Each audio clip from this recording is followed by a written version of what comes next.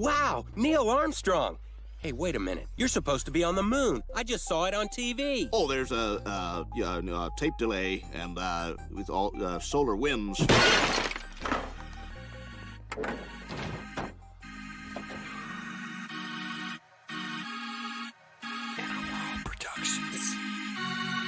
Nobody that I know of in my field uses the so-called scientific method. In our field, it's by the seat of your pants. It's leaps of logic. It's guesswork.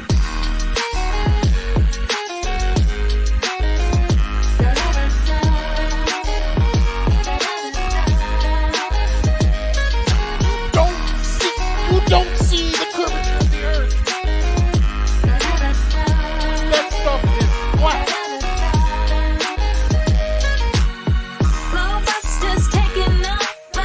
Bye-bye, moon man and rover.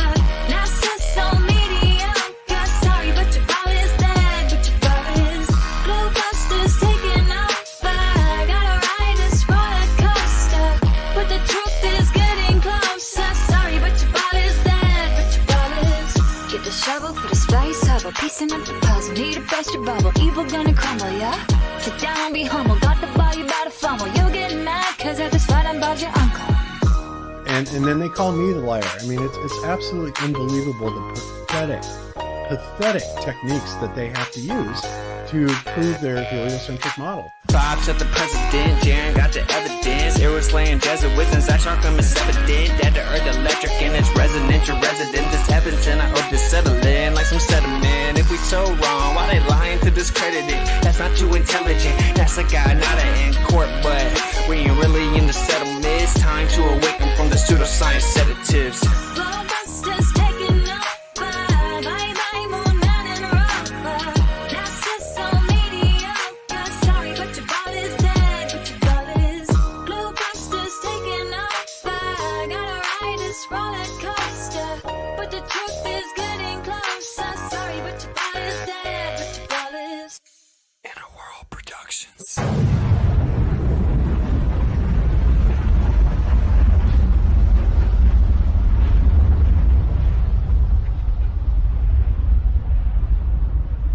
We accept the reality of the world with which we're presented.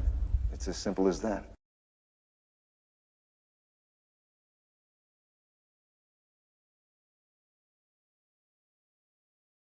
Busters, Resonance. I am your host, Bob, Xanadude60, and here we are back on another Sunday. Got another great show for you today.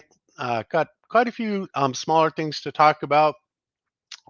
We are definitely going to be working up to a bigger subject, which Austin and I are going to be doing a presentation on in the very, very near future.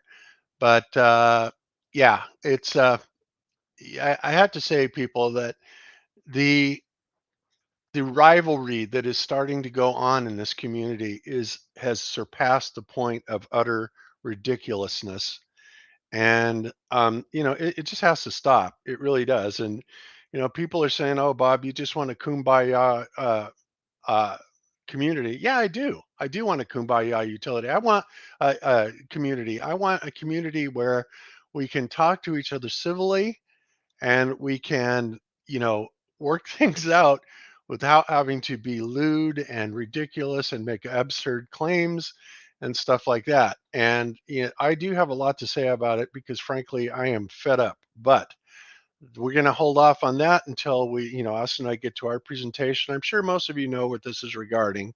And, never fear, we have our rebuttal. But it's just ridiculous, people. For God's sakes, if you don't agree with somebody, then simply let it go. Agree to disagree. That's all you have to do, and everybody can simply, make their own decision. It's not up to you to say, "Oh, I'm disappointed in this community because they're talking about things like the ether and stuff like that." It's like, who the hell do you think you are saying that to people? That is unbelievable. So anyway, it's kind of torqued me off, and to be honest with you, I really wondered if I even wanted to come back. After this ridiculousness has been going on. But, it just seems like this keeps coming up every few weeks. And I'm sick of it. I really am. But we will have our response. and we'll get there. So, all right. So anyway, before we get to today's topic, which is resonance, and of course, the reason I picked resonance is because this will kind of lead into one of the things that you can do with resonance is you can make things that are unmanifest become manifest through a mechanical slash non-manifest energy interface, right?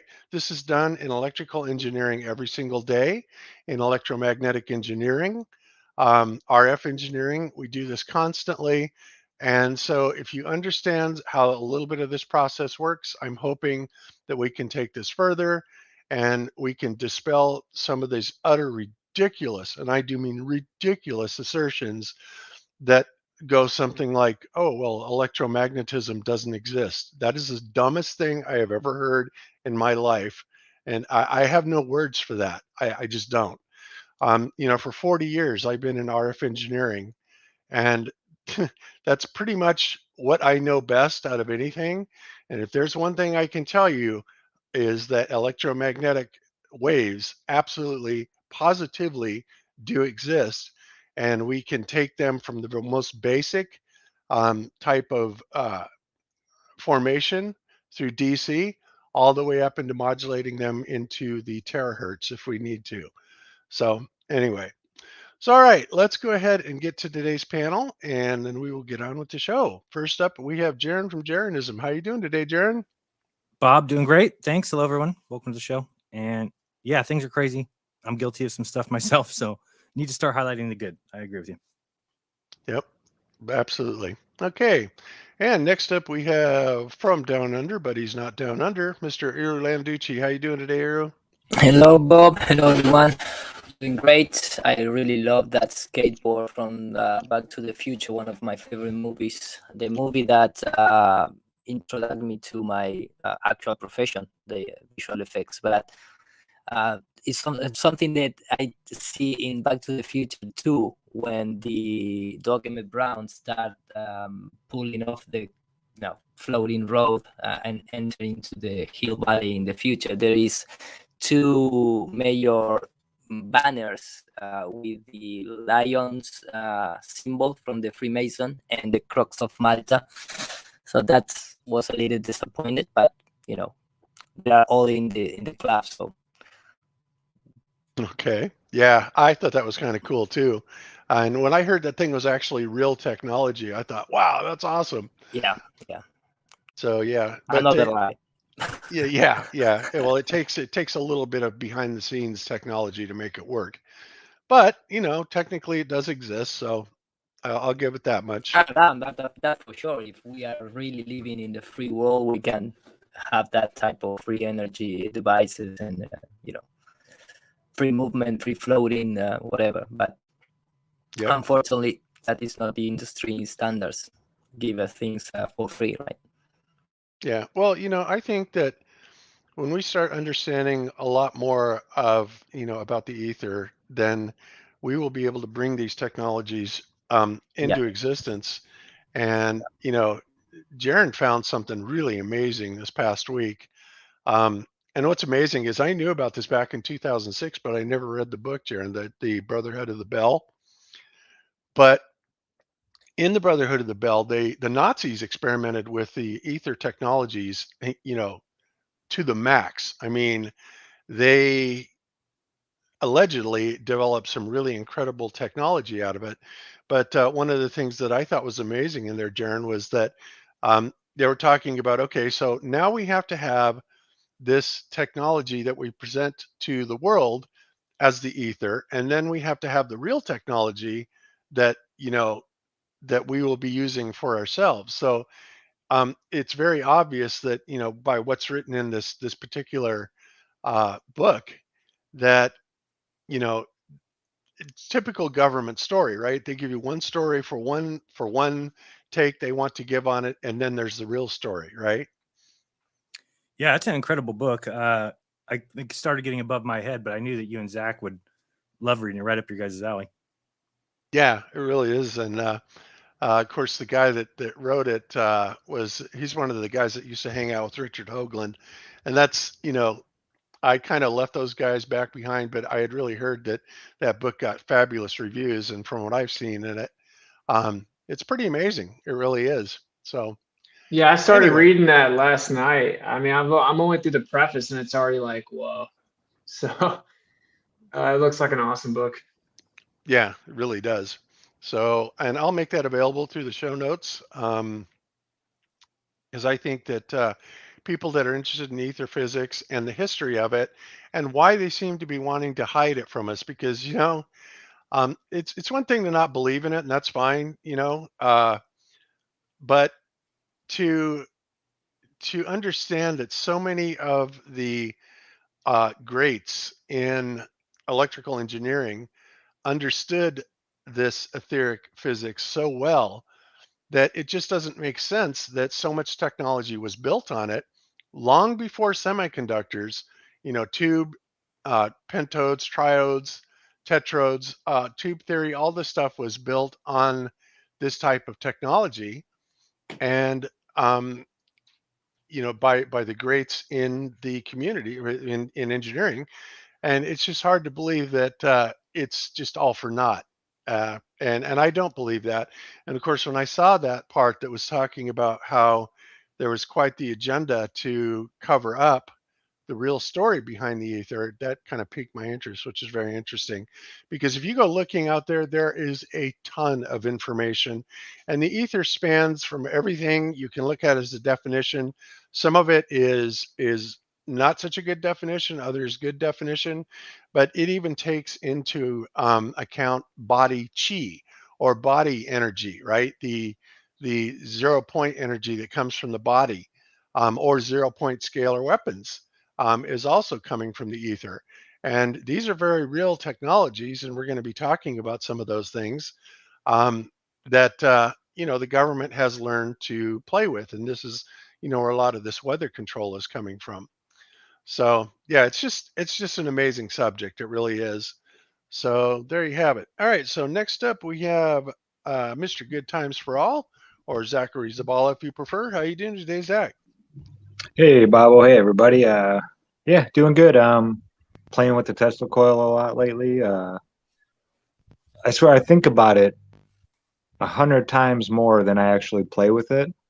But that's kind of, once you play with it and see what it can do, now it's like trying to figure out new ways to push it and test it and whatnot. And we got a little demonstration today that, yeah, it should pique some interest, I think.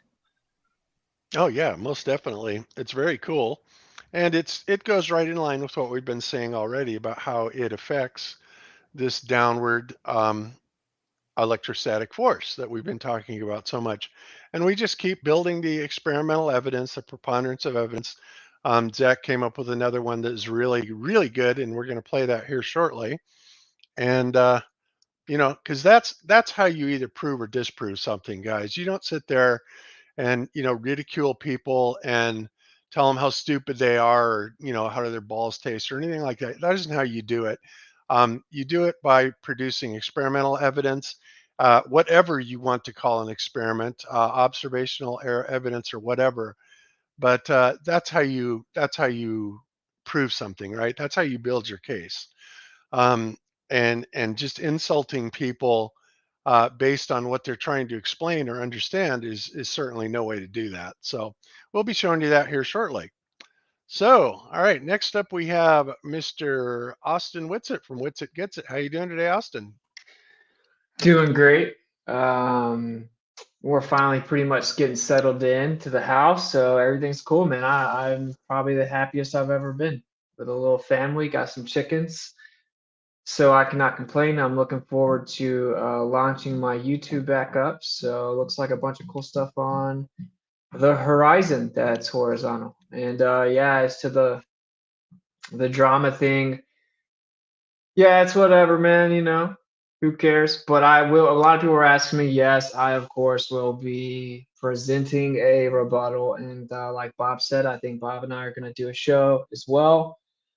and I'm working on a little presentation to dispel certain misnomers and stuff like that. So I look at it as a positive. I try to be a positive outlook kind of person. I think this is forcing the conversation to the forefront, and it's a conversation that should be had, and it links a bunch of stuff together. So Yeah. yeah, I think it's a good thing. I think it's cool that it's being brought up and forced to the front, regardless of the toxicity that has brought it forth. Yeah. And it's unfortunate, Austin, that it can't be done in person, but it simply cannot be. Anybody that knows the way that these clowns handle anybody that talk about this is they yell and scream at them, and they try and intimidate them, and they cut them off, and they kill their mics and all this stuff. They won't come out from behind their little thing. And it's like, you know what? Fine, let them do that. But um, that's why I don't even like to give them the attention, to be honest with you. But they have caused such an amount of division and derision in this community. It's unbelievable, and it's frank. It's got me really pissed off. It really does, because I've never heard such utterly stupid stuff coming from people that have absolutely zero engineering experience, zero technical training, none at all. They just think that, well, just because they know the rules of a scientific experiment, then they can feel free to deny anything that they want to. And if they yell loud enough and scream loud enough and intimidate people long and hard enough, then people are going to go. And I see this. I mean, I see this. People will come on and simply try and discuss this, flat earthers, and they are met with disdain and hatred. And it's sickening, right? I cannot even stand hardly talking about these clowns. So we're going to get it done. And then that's Yeah. it. I'm never going to talk about these asshats again, because they Yeah, are I'll awful. say the Bob, kind of like to elucidate the bigger point, right? Sometimes it's a positive, right? Like, so I get lots of emails from people woke up to flat Earth because they watched me debate, and it wasn't really as much as me as the other person's response. So like, whenever you have to like fundy mute someone, meaning just not let them talk, you scream over them, berate them ad hom, don't let them get their point out coherently. It's very obvious to the honest viewer that you're afraid of them presenting their argument coherently in entirety. And so that just raises a red flag. If anything, it adds validity to the side that's being trampled on. And so I just kind of look at it like that. I mean, anyone that will observe something like that and be on the side of the person using those dishonest tactics, I mean, who cares? Do you really want them in the conversation with you anyway, right? Because this isn't like a, not to be vulgar, but this isn't like to whip out the biggest FE cock. You know what I'm saying? It's in like, I have a 60-0 record or whatever. It's about like trying to learn and piece together where we live and understand what we've been deceived about. And just like you're talking about, like with the Nazis, starting to figure some of this stuff out, there are major truths, and they're looking for a grand unified theory and quote unquote science, right? Well, it exists and it's already here. And there's a way to understand a lot of stuff like the analemma and the precession of the gyroscope and the pendulum, and I could go on forever. Instantaneous action at a distance, etc.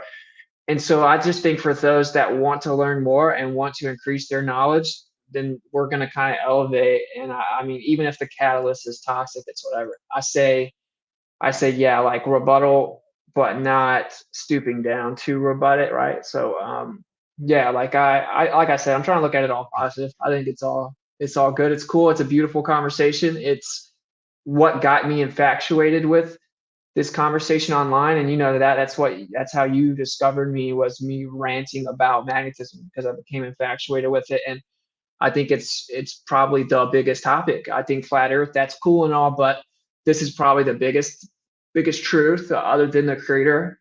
And yeah, I'm all for the conversation being brought up and elevating, and I say we just keep pushing towards understanding it better. So, you know what I'm saying? I think it's a good thing. I think we should all focus on it. So however it happens. Yeah, and I'm 100% with you. And personally, the thing that's got me upset about it is the personal attacks, specifically against me, mostly because it really is. Even though you've been attacked, pretty egregiously, um, 99% of all of this is being done to spite me, and I know it. They know it, and it's like it's really childish. It really is. So that's the thing that really upsets me about this. And again, I've never said to anybody, it's my way or the highway. Um, I've always told everybody, as has Jaron, it's like, this is our opinion. This is what we think. And, take it or leave it. And if you find some of it good, we'll take that part of it and the rest of it, leave it behind, because ultimately it's up to the individual to decide that.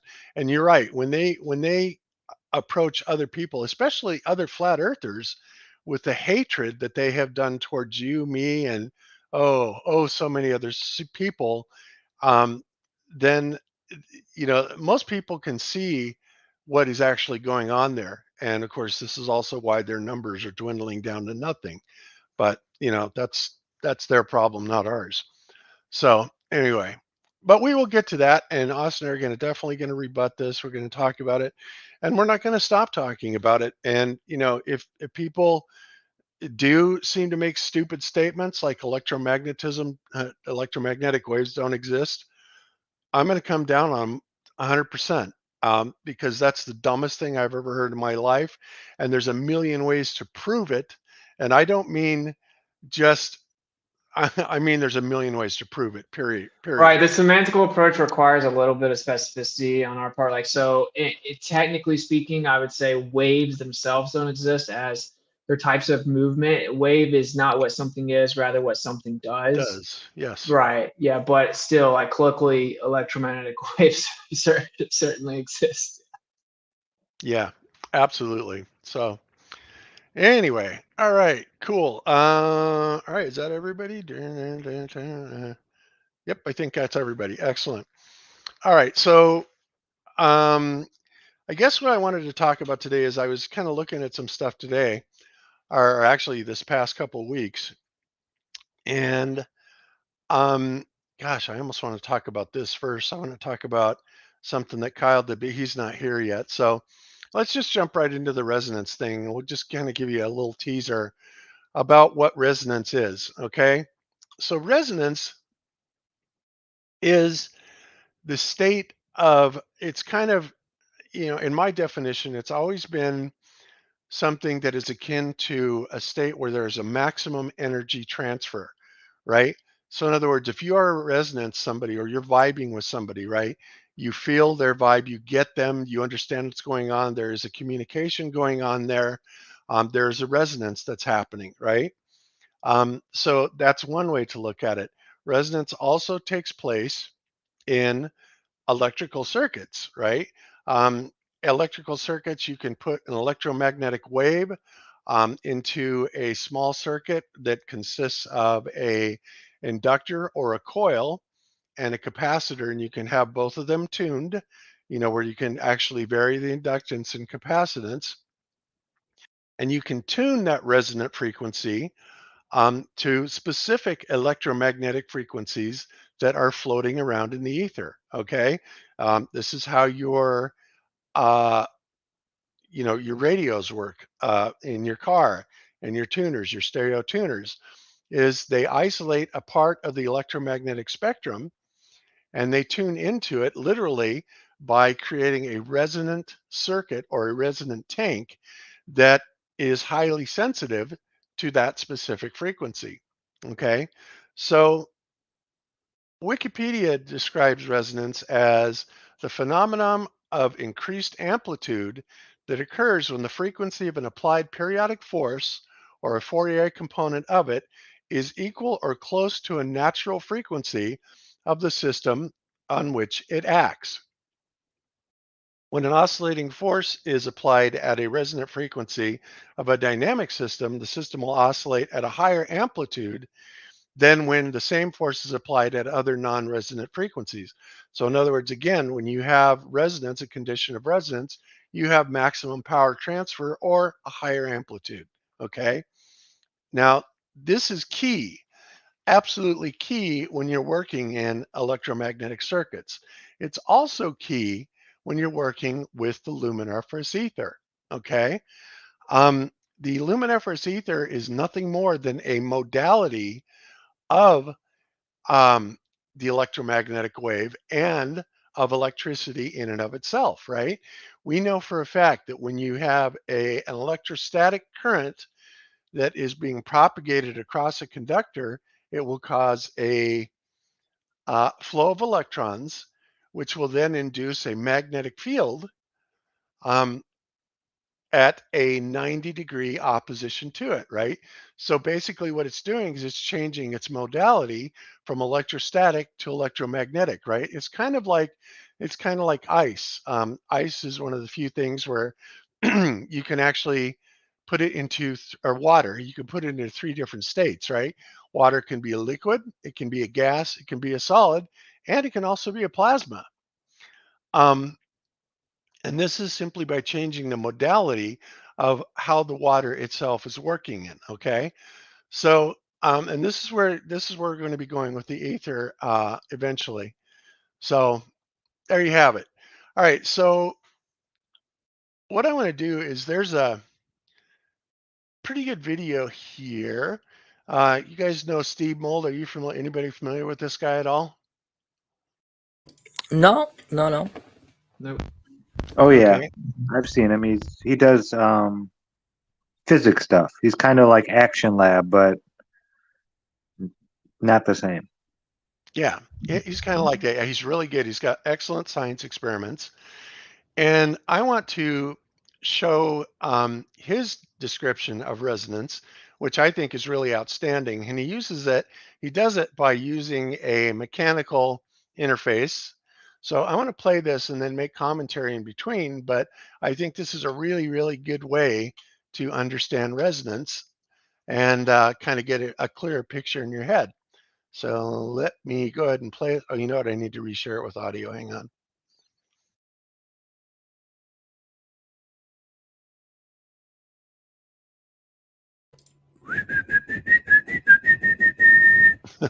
Okay. Okay, here we go. So it's that object's favorite frequency of resonance goes up, and this is the next one. Entropy wasn't great, and I thought I could do better. It was a really... Everybody hear that okay? Yeah. Yep. Okay. Here we go. Fun video to make, so I thought it could become a series, and this is the next one, a better description of resonance. The bog standard description of resonance goes something like this. If you ping a wine glass or pluck a guitar string, then the note that you hear is the frequency that that object likes to vibrate at. It's that object's favorite frequency. It's the resonant frequency of that object, and that's resonance. It's okay as a description, but I think I can do better. The best way I've found to describe resonance is using this thing. It's called a Rubens tube. It's a hollow aluminium tube. At one end, it's blocked off with a piece of wood. At the other end, it's blocked off with a rubber membrane. And if I tap that membrane with my finger, then that will send a pulse of pressure through the tube, traveling at the speed of sound. When the pulse reaches this end, some of it gets reflected and it travels back through the tube to here. And then when the pulse gets to here, some of it gets reflected and it travels back in this direction. So when I tap the rubber membrane, a pulse of pressure bounces backwards and forwards inside the tube, getting weaker and weaker and weaker until eventually it fades away to nothing. But what if I repeatedly tap the rubber membrane? So I tap the rubber, the pulse passes through the tube, it bounces off here, it comes back to here, and just as it reaches this side, I tap the membrane again.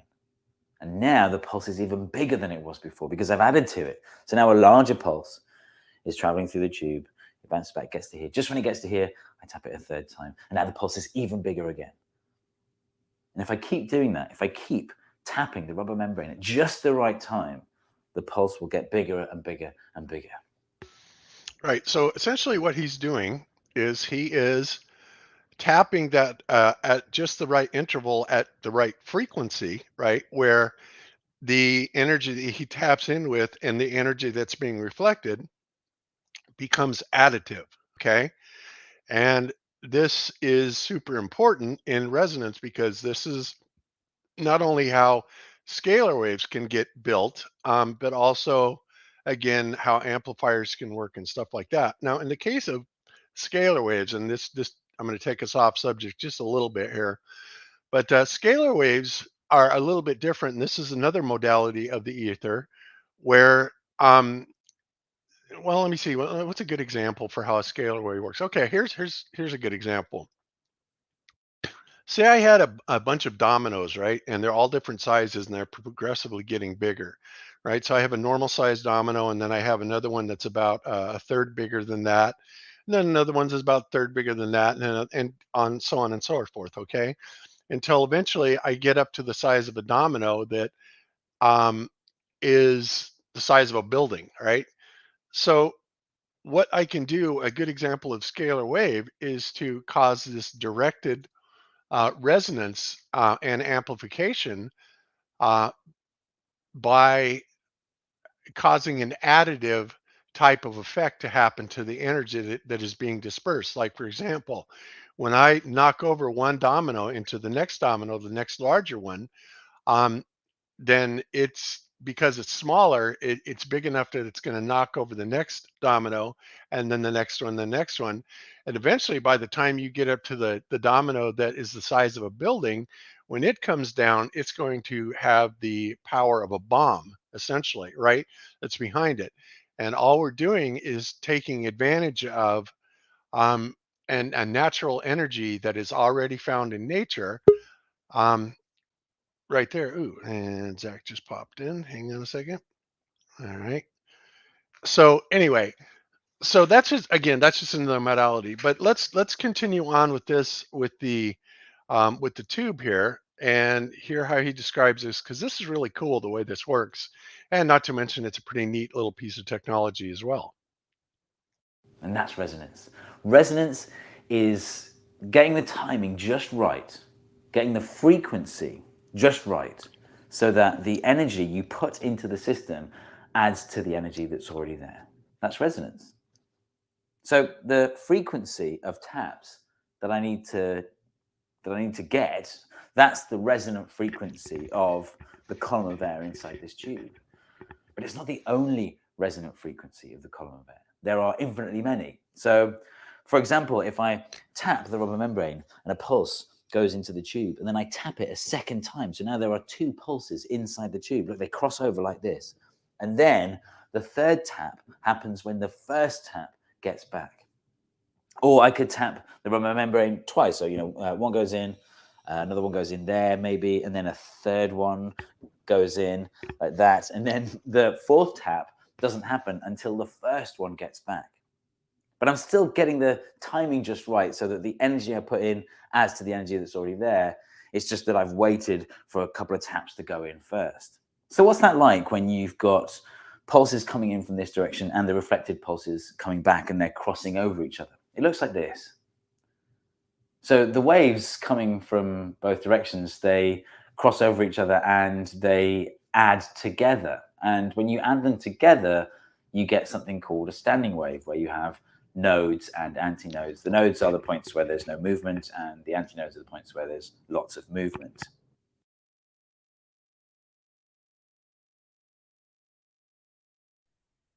You're muted, Babo.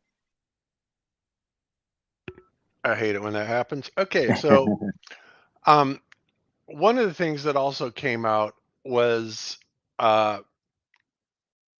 the idea that, oh hell, now I forgot what I was going to say.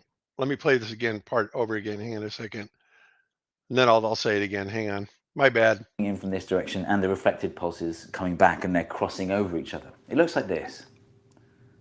So the waves coming from both directions, they cross over each other and they add together. And when you add them together, you get something called a standing wave, where you have nodes and antinodes. The nodes.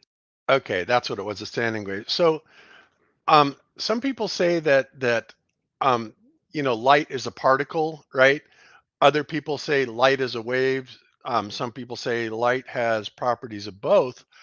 But the more I look at this, the more I think that honestly that there are no particles. And I have reason for saying that. And that may sound as crazy as saying there's no waves, but it just seems to me that a wave is how everything communicates. It's how, like, we interface with our brain. It's electricity in the form of a wave that does the communication. And in the creation of the universe, doesn't seem like an awful waste of stuff to have all of this particulate matter out there when really all it needs to be is virtual in the first place. So one thing that he talks about here is called a standing wave. And what happens is when these waves meet each other and they are at not opposition, but they are in phase with each other, they can cause a standing wave. Okay, and that standing wave could be akin to something that you can feel, kind of like when you take two north ends of a magnet and you push together. That's essentially causing two standing waves of like waves to be forced against each other, and you can actually feel something there, right? You feel the magnetic push, right? So this is something that I think, uh, honestly, and I'm going to talk a lot more about it, when we do our presentation. But I honestly believe that the idea of particulate matter in the grand scheme of the universe is ridiculous. I Yeah, think it's all waves. yeah. First of all, I don't think that anybody. I don't know if there is empiric proof of not detecting showing a particle No, it doesn't exist. No, starting, that's for example. No, But a particle I would be like. a standing wave of a wave. Yeah, That's yeah. what I'm saying it is. I like to see the idea of these subatomic or atomic particles, that the ether is the medium, and you just move in certain in certain frequency or resonance or whatever you want to call it, and you are agitating that field. So yes. the particle, it's like it's like if we can talk about, for example, luminescence, the resonance in the water with different patterns, because if you induce different frequency, you're gonna have different shapes. Sometimes you can have a geometric pattern in the water, right? But the medium is the water, and the water has the particle, not the frequency itself.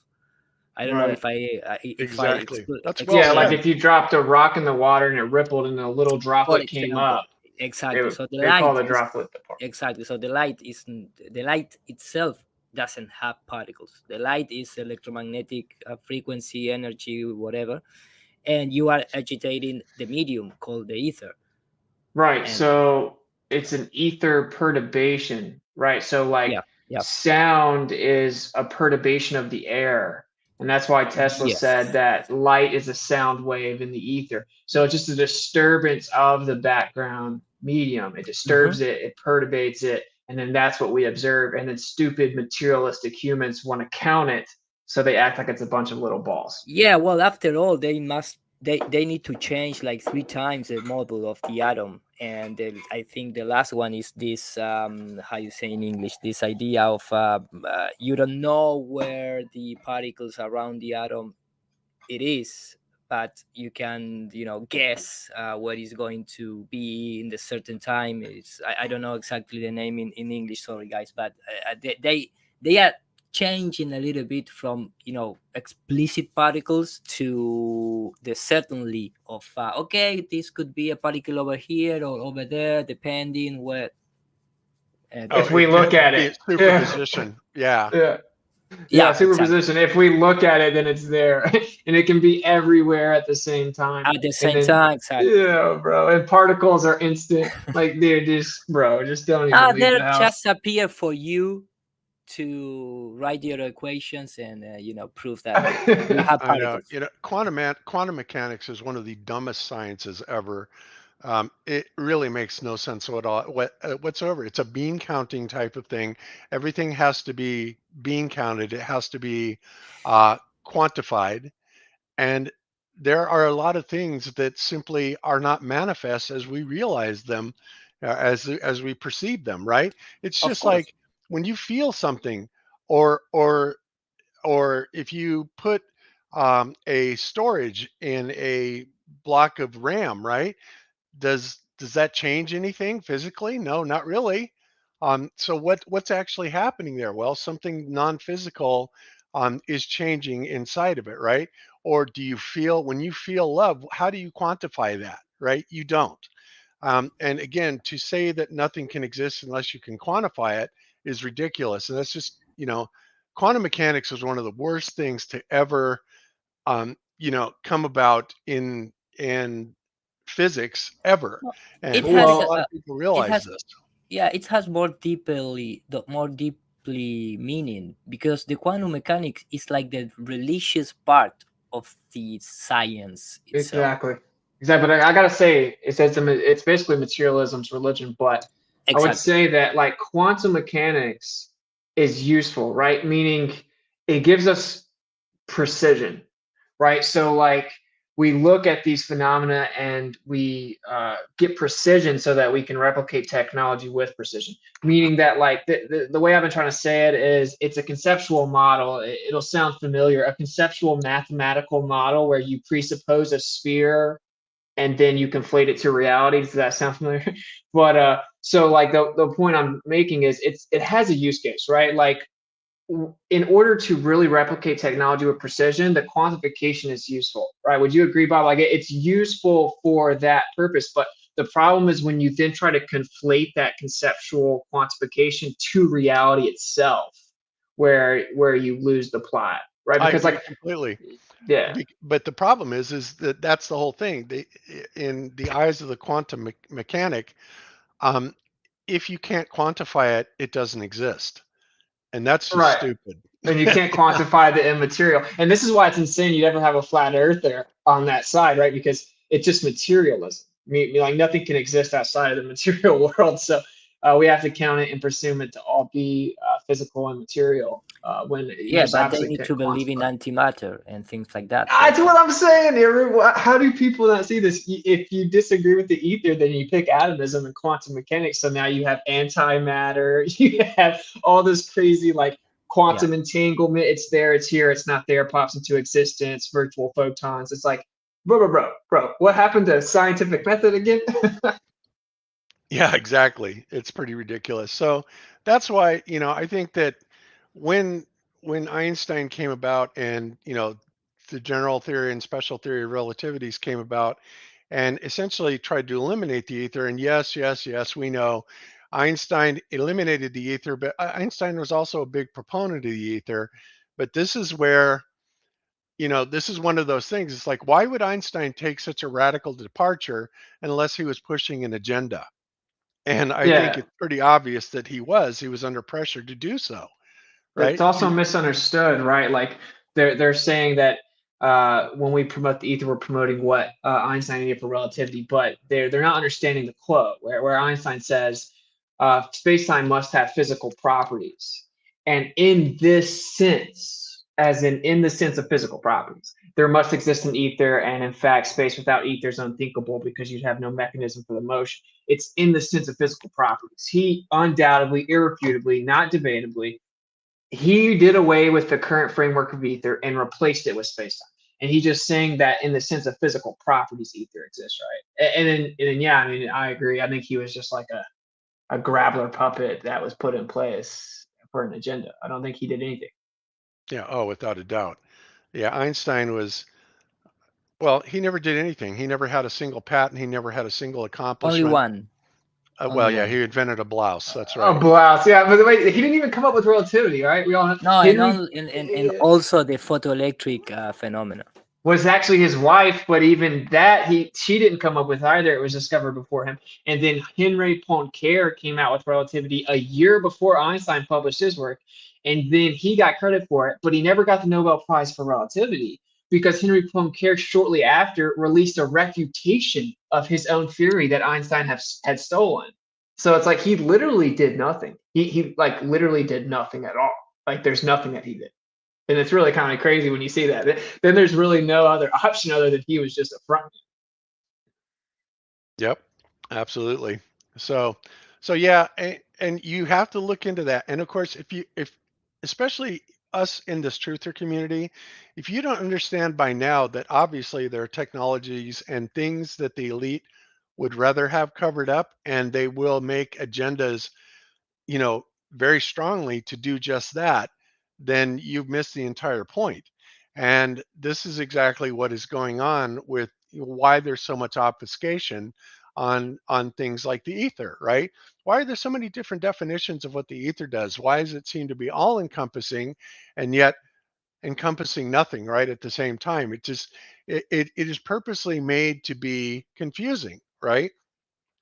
And when that something like that is happening, that means that there is purposely something going on to hide the actual function of what we're dealing with here, right? And I don't think there's any doubt about that. But it definitely ties to electromagnetic energy, and the ether definitely has its modalities. And science, I think, was doing pretty well up until the 1800s when Einstein came along and derailed it all and got in his agenda. So, Yeah, for sure. I agree. yep. So anyway, so let's continue with Steve Mould here and watch the rest of this video. Here we go. Nodes are the points where there's no movement, and the antinodes are the points where there's lots of movement. So how fast do I need to tap this membrane to see the effect? Well, much faster than I can tap with my finger. In fact, it's an audible frequency. So instead of using my finger, I'll attach a speaker to the end, like this. So if I can drive the speaker at the resonating frequency of this tube, then the energy that I put into the system adds to the energy that's already there. And we should hear that as an increase in the amplitude of the sound. We should hear the volume go up. So let's try that. Okay, so this isn't one of the resonating frequencies of the tube. But if I just bump up the frequency a little bit. Okay, so the volume went up. I found the resonating frequency of this tube. This speaker is tapping the rubber membrane at just the right speed so that the next tap of the speaker is meeting one of the returning pulses from this end, and we're adding to the energy that's already in the system. That's resonance. The problem is you can't really see what's happening because it's happening inside the tube and air is invisible, which is why the Rubens tube is designed to be set on fire. Before I set anything on fire, I've actually switched out the Rubens tube. The first one I showed you was one I built myself, and it was a while ago, and I didn't know what I was doing, and it's a little bit worse for wear. So I wasn't comfortable setting that one on fire. This is one that I bought. The only problem with this one is that the speaker assembly is completely enclosed, and I really wanted to show you the rubber membrane and the whole tapping thing. With this one, I'm comfortable to set it on fire. So we pump in butane through here, and then we set light to it. The first thing you have to do is fill the tube with butane. Basically, you have to get past 15% butane because that's a dangerous mixture. It's a stoichiometric ratio and it's explosive. So we just have to make sure we get, I can smell percentages. So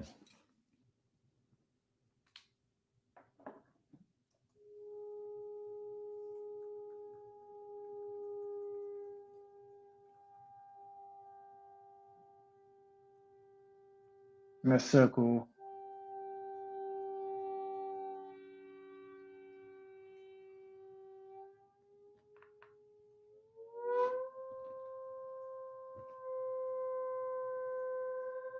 So hopefully you can see the result of the.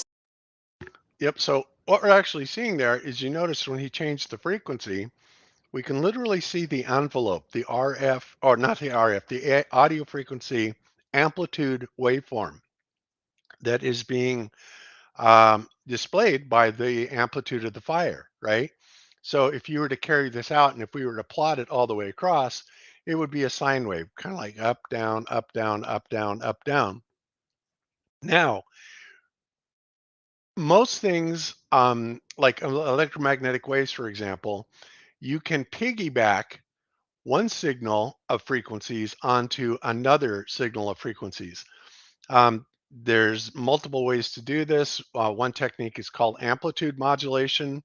Another technique is called frequency modulation. There's pulse modulation, all types of different modulation types. But for example, in amplitude modulation, say we had the width of the screen here, right? And the width of the screen represented 1 second in time. And if I were to draw a line across the screen here and we drew lines top, bottom, top, bottom, top, bottom, top, bottom, as in a sine wave, and we did that 1 million times, then we would be representing 1 megahertz or RF, radio frequency waves,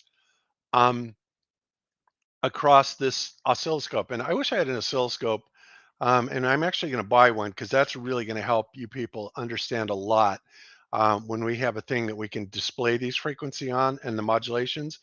But in the meantime, so if we have this envelope of 1 million oscillations that go across here, and then we put a 1,000 hertz tone, 1 kilohertz tone on top of that, then what you're going to see is you're going to see a much slower sine wave that modulates the much faster radio frequency wave. Okay.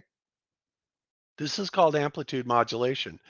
And this is one way that we can transfer intelligence or message intelligence information across electromagnetic waves. And again, you know, to say that, well, gee, just because it doesn't manifest doesn't mean that it doesn't exist, because it most certainly does. You simply have to pluck it out of its soup or wherever it's at, you know, the ether, by creating a resonant type of circuit for it to be able to be pulled from, right? Kind of like a radio works.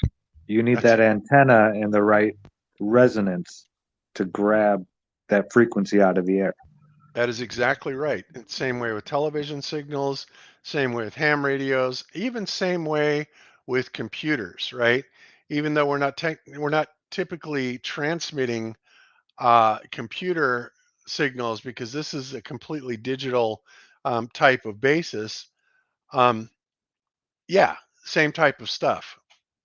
So again, like I said, it doesn't have to be manifest for you to know that it is there, because it absolutely is there. Doesn't even have to be quantifiable for you to know that it is there. Well, and for example, guys, remember I got credit for proving the rotation of the Earth, right, with the fiber optic gyro. Well, the ballers, of course, would like to say, no, no, no, no, no, Bob, that was definitely the rotation of the Earth, but we know that the Earth isn't rotating. And to sit there and say, well, then we have to come up with an explanation. Then, what exactly is the fiber optic gyro? What was it picking up when it was picking up rotation on all 3 axes, X, Y, and Z? What is it picking up? What is that? Where's that coming from? Some people would call it a parlor trick, which is absurd and just goes to show you how little they know about how anything works. Or there's something else going on there, and this is the background mechanics of what is inside the vacuum or the ether, right? Now, vacuum, when you talk about vacuum, you typically are talking about particulate matter in a given space, right? So, but that doesn't mean that there cannot be electromagnetic type of waves that are propagating through it, because they don't need particulate matter. You do need particulate matter if you're going to propagate electrostatic. And of course, we talked about how this realm works with its, 100 volts per meter and all that stuff, right? So every particular modality change of the ether, we have accounted for in the things that we've been talking about. Okay. So just wanted to mention that. Let's go ahead and continue on with Steve's presentation here. Standing wave in the flames. So these points are the nodes, here and here. These are the antinodes. So these points, the nodes where the flames are small, those are the points where the pressure isn't varying very much at that point. The tall flames, those are the antinodes. Those are the points where the pressure is varying a lot at that point. And let's see if we can find some higher ones. I swept through a few there. Let's see what we've got.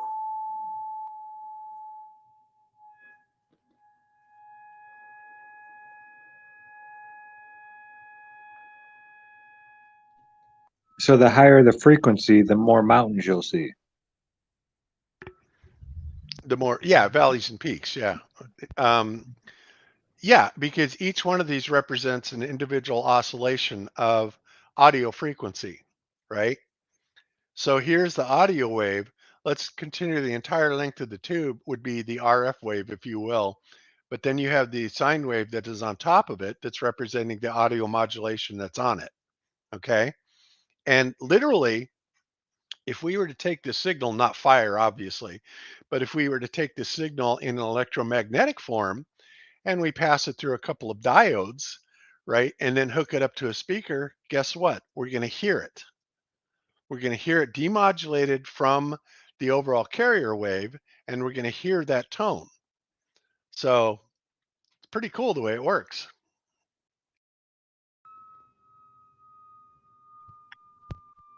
And now they're able to actually pick up electricity from RF waves.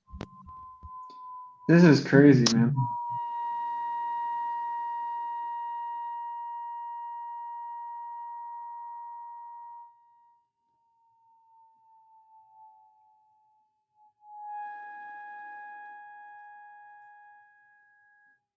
And that is the Rubens tube.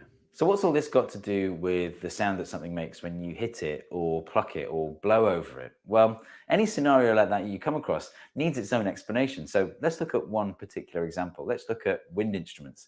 So I've got my wind instrument here. It's a bottle and I've filled it with water and I can blow over the neck like this. When I do that, I get a nice note. So why does that happen and how does it relate to resonance? So when you make that noise with your mouth, that kind of noise, that's white noise. And you may have heard white noise being described as a mixture of all frequencies within a range at the same time. So when you get that kind of hissing, whooshing sound, it's a whole range of frequencies all jumbled up together. So right now they would, I don't know, I'm not muted. Okay, they would like to call that background radiation noise, right, of the universe. Like when you Of course. yeah, when you tune to a UHF channel or VHF channel that has nothing on it, and all you hear is that's just background noise or white noise, right? Because there is no intelligent signal on it. Therefore, the noise all has a relative amplitude to every other noise frequency that's on there, and it sounds kind of grating. You know what it sounds like. We've all heard it. So yeah, there you have it. So this is just one application of how resonance works. Now, I'm sure Austin will remember Awesome's in the chat, and I was on his show the other night, and we were looking at the old the videos about how the airplanes are not using nearly as much jet fuel as they are letting us on to believe. And basically, we were looking at the works of Victor Schauberger and Viktor Rubennikov, right? And these two scientists were experts in basically understanding how nature does things, right? And they were showing us some pretty amazing stuff, like how insects, the bee, for example, the honeybee, when it's flying along, its wings are not big enough for it to actually fly. The laws of physics, as we understand them, say no. This bee cannot fly, and you can apply all the math you want to all day long, and the bee should not be able to fly. Well, then you would have to say then there's either something wrong with the math or there's something else at play there, right? Well, it just so happens that there's something else at play there. And what that is chamber resonance. And what's actually happening is the bees have a chamber that is up in their neck region that is resonant to the buzzing sound that they make, right? And essentially, when they make their buzzing sound, it causes the bee to levitate, right? And not only does it cause the bee to levitate, but it causes kind of a shield to go up around the bee so that the winds that are blowing around don't really affect it. So it can be flying through high winds and it doesn't even affect the bee at all, right? Which is pretty outstanding. I know, like I said, I know Austin remembers this. And this is a Spacebusters video that you can check these two videos out on. And this is just something that, we've covered before. Scarab beetles are another thing that have on the bottom of their wings, the scarab beetles, they have a very resonant pattern to something that is going on that is resonant to the ether itself of the earth. And it causes a levitation effect, right? And this is not guesswork, guys. This actually works. And there's lots of things like this in nature that we can imitate this stuff from. So again, just because you don't understand it or you can't quantify it doesn't mean that it doesn't exist. It most certainly does.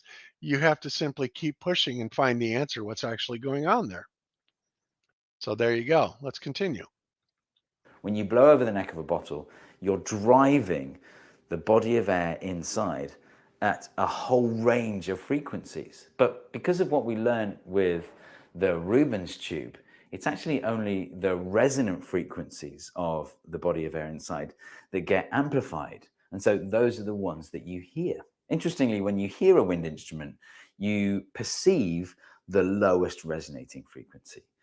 And all the other frequencies that are being generated when you blow over the neck of a bottle like this just add to the timbre of the sound. They don't change the perceived pitch of the sound.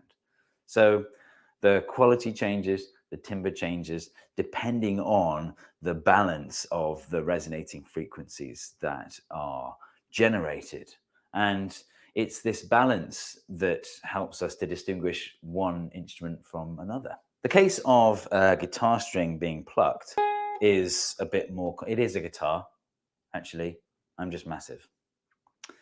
The case of a guitar string being plucked is a bit more complicated. It involves things like Fourier analysis and stuff like that. It's really interesting, and I may cover it in a future video. But for now, I'm going to leave you with the Rubens tube responding to music. But before that, if you're interested in learning more about wave dynamics and resonance and sound and that sort of stuff, then I can recommend an online course. It's called Physics and Our Universe, and you can find it over at thegreatcoursesplus.com. I'm grateful to The Great Courses Plus for sponsoring this video. If you want to see Physics and Our Universe, the course, for free, then you can sign up for a free trial at thegreatcoursesplus.com/Steve Mould, or click on the link in the description. If you use that URL or the link in the description, then they know that I've sent you, which really helps me out. The Great Courses Plus is an online, on-demand video learning service. And if you sign up now, then in your case, probably science and maths. Okay, let's let him play this. This is so cool.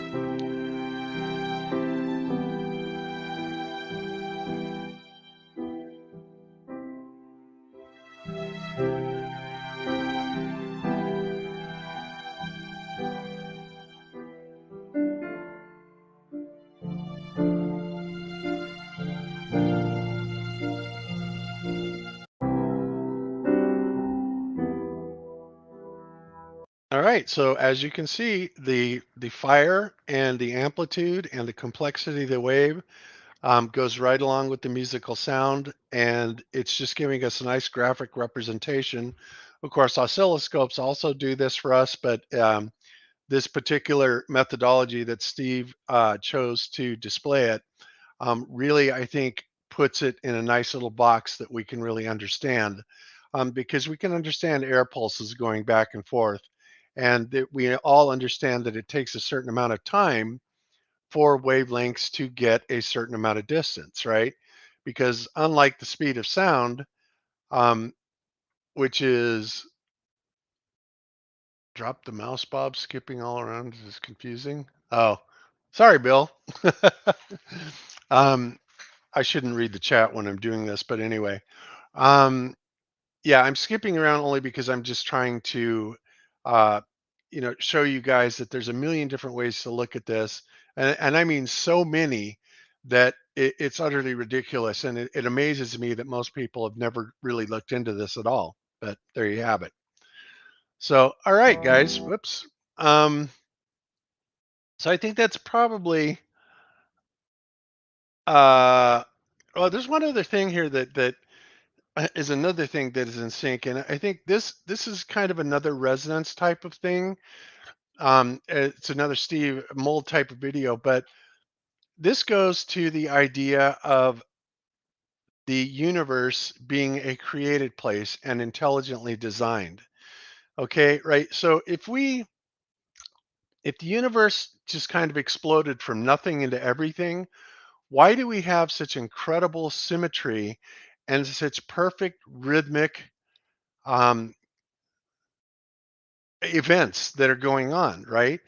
And this is really truly amazing. And I want to show you something here that basically is going to show the planets and the moons, the moons of the planets, and how when you look at them and analyze their motions and put a rhythm to them, and put a song and put music to them, how it is absolutely unbelievable what comes out of this.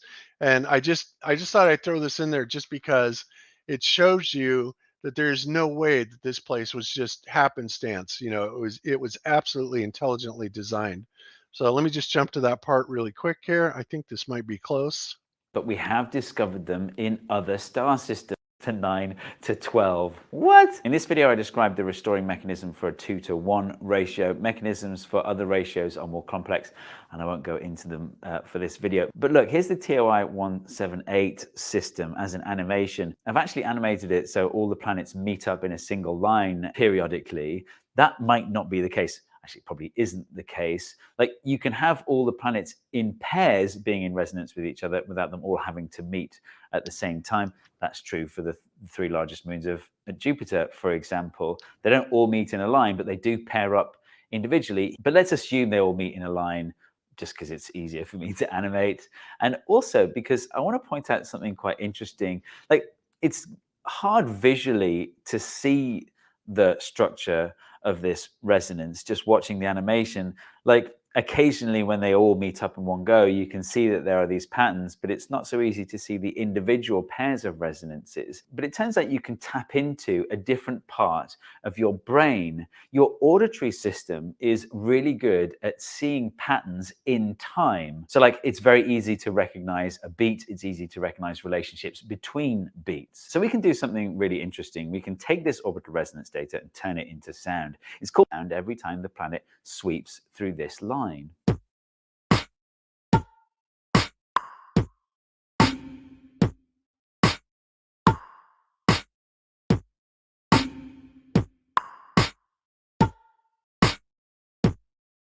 then if we speed that up, you can start to hear the structure.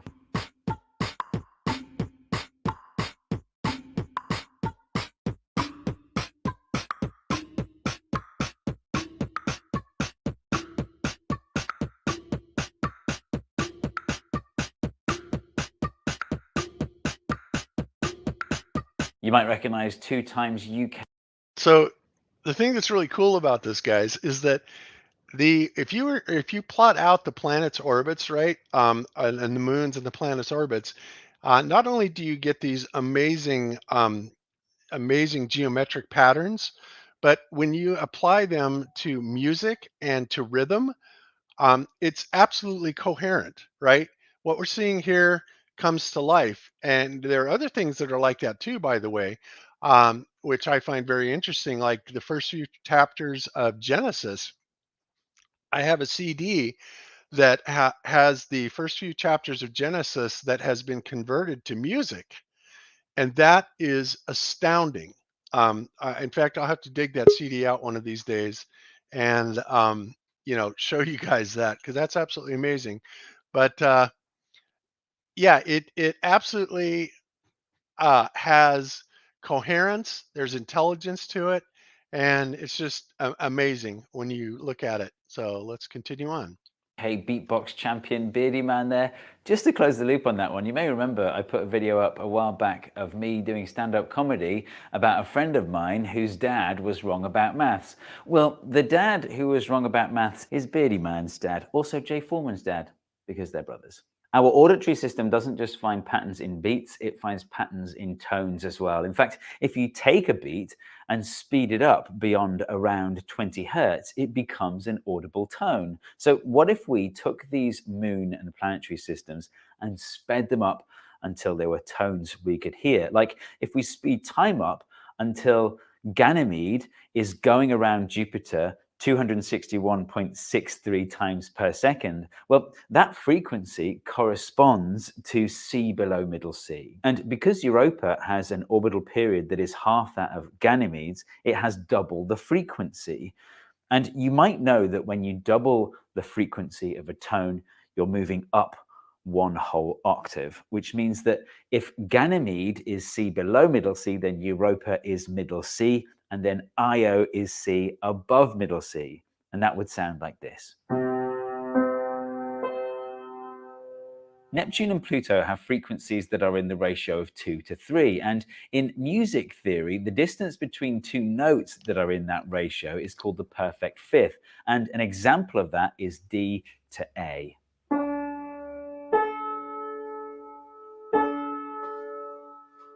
One of my favorite star systems, TRAPPIST-1, would sound like this. TOI 178 that we showed earlier with beats would sound like this.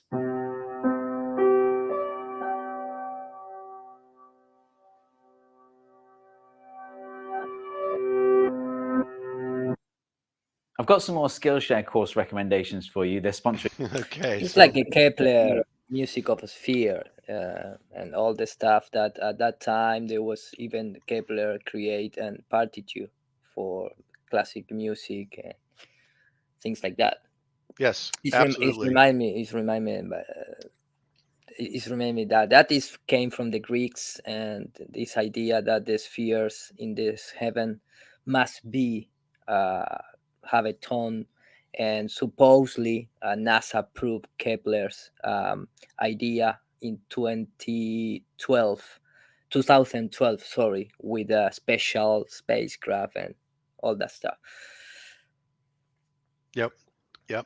So anyway, that's pretty much it for that, guys. I just wanted to show you that it is amazing, you know, that all this supposedly is a product of an explosion of nothing that created everything, and there's so much symmetry and beauty, and when you do transforms like this that actually bring things into the rhythm and beat range and music range, that it can be so pleasing aesthetically to the ear. It truly is amazing. So we will wrap that up on resonance today, and we'll continue that when we go further down the road on the ether.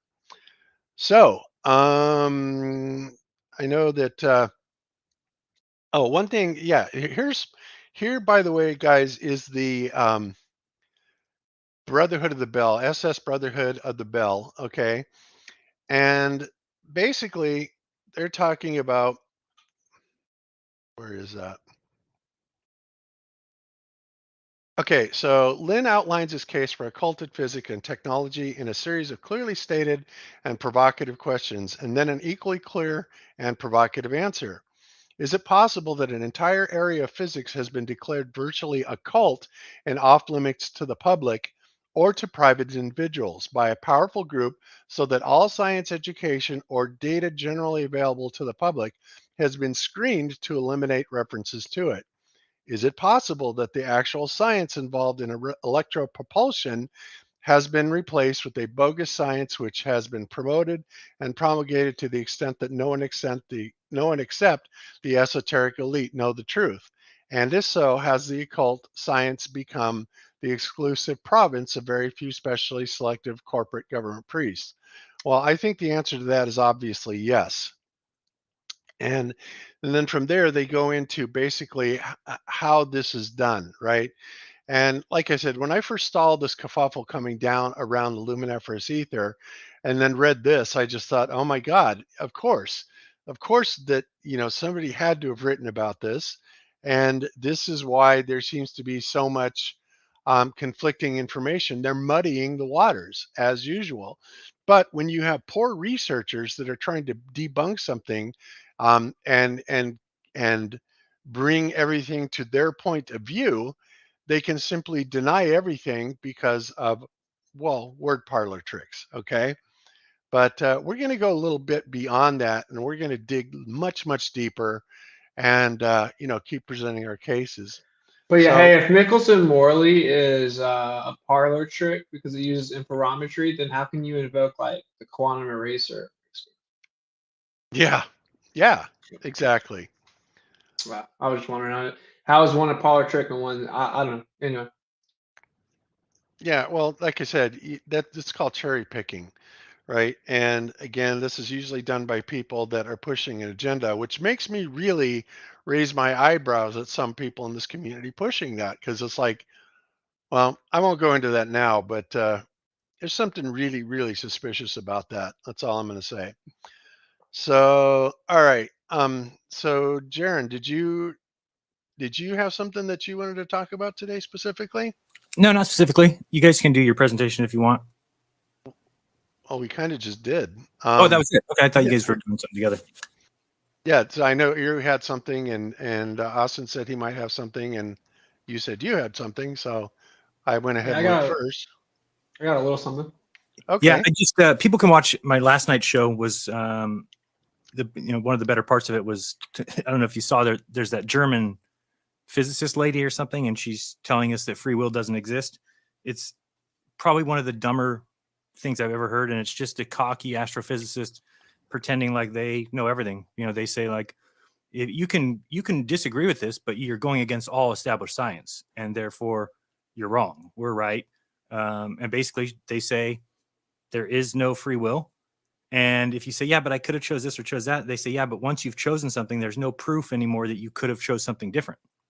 Oh, so it's unfalsifiable nonsense. Got it. It's just the biggest garbage you ever heard. And she's just, I can't, that girl is just, she's as bad as the Wynn girl. What's her name? Leanna Wynn. It's just as bad. Crazy people. So anyway, they can check that out. That's from last night's show. Okay, cool. All right. And so Austin, you have something. Let's go ahead and do you need to share screen or? Bob, you have the part of this PDF where he's talking about the Maxwell's equations and that the electromagnetic theory is hiding free energy. Yes. Did you read that part? I don't think I've come across it yet, because it's a 500-page document. How soon does it occur? No, I think it's towards the end. I think I only read carefully probably the last 100 pages or so. So okay. It gets real juicy after about 280 something. They go into a big long spiel about the moon and secret space programs that the U.S. government has. So it's one of those meat and potato types of reads. Yeah, but and those I always don't mind when people are talking like that, because what they're ultimately saying is that the space travel that we get is fake. Yeah, which is absolutely true. Yeah, which is so true. Then they go the step further and say, so there must be some secret space. They never understand that it means that there is no space program. So and that's fine, because it's not like they say, oh, there's this ultra secret space program, and here is the proof of that. It's never that. It's always that here's why it's fake. Here's why what they present you isn't real. So there is a super secret space program, and we've already been to Mars and we're on Europa, but they don't have any evidence. They're just saying that because they can't even fathom the alternative. All right, but they're still in their own perspective being honest. So that's yeah, absolutely admirable. Yeah. So that's why I don't mind it. And then the part that I found fascinating, and it was above my head, was it seemed like they laid it out quite simply how there is free energy and how it can be tapped into. And it's as simple as, I forgot what they said, basically that a electromagnetic something is open rather than closed. I don't know. So it almost seemed really simple. That's why I sent it to you and Zach, because I figured you guys would like it. Oh yeah, definitely. Well, I'm reading it, but I tend to start at the beginning. Yes. So, cool. You'll get there. Yeah, it's good. Once you get there, you're gonna. I wonder if there's anything we can take from that, because basically he's telling us how they use free energy. Well, we know it's there, Jaron. That's the whole thing. I mean, it's so obvious at 100 volts per meter and a 10 million volt potential up to the firmament. Obviously, all we have to do is come up with a decent methodology to harvest it, because, oh my God, that's a lot of power. Couldn't that just be some sort of magnetic? You've seen people try and make those free energy systems where they put magnets in a circle. Yeah. But it never works out. Well, that's because we're not adding the high potential of the electric field above it, right? So you think you'd be able to put that high in the sky in some way, like on a pole, and then it would get rotated because of the electromagnetism around it, and you would think you would generate electricity that way. Yeah, well, the thing is the thing is the electricity is already there. Right. So something is powering this realm, right? I mean, everything is electromagnetic, electrostatic. Something is powering this realm, and we measure it. So, oh wow, there's some major feedback coming from your thing there, Jern. I don't think it's mine. I hear it too, though. Do you? Okay. Sounds like Charlie Brown adults. So yeah, so I mean, it's definitely there, and even if it's obviously even if you have a super high potential voltage, you don't get a lot of power out unless you have an accommodating amount of current flow or amperes to go along with that, because power in watts equals voltage times current. So if you have 10 million volts and you had, say, 1 amp, well, that's 10 million watts of power. That's a lot of power, right? And obviously there's more than 1 amp of current coming down over the entire plane. So not only is there a power source that's powering this realm, but it is massive. And there's no reason in the world why we shouldn't be able to harness it. Quite a good segue into my little presentation. Perfect. Take it away. Do you mean to share? Oh, there you are. You're sharing. Okay, let me kick you over, and you got it. Oopsie. All right, cool.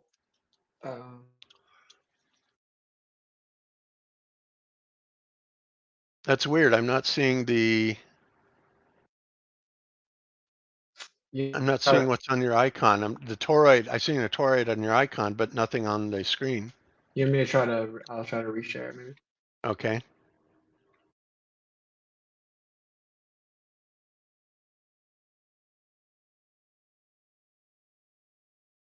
There we go. We got it. All right, cool. So I do this together pretty quickly, but I think it's pretty interesting.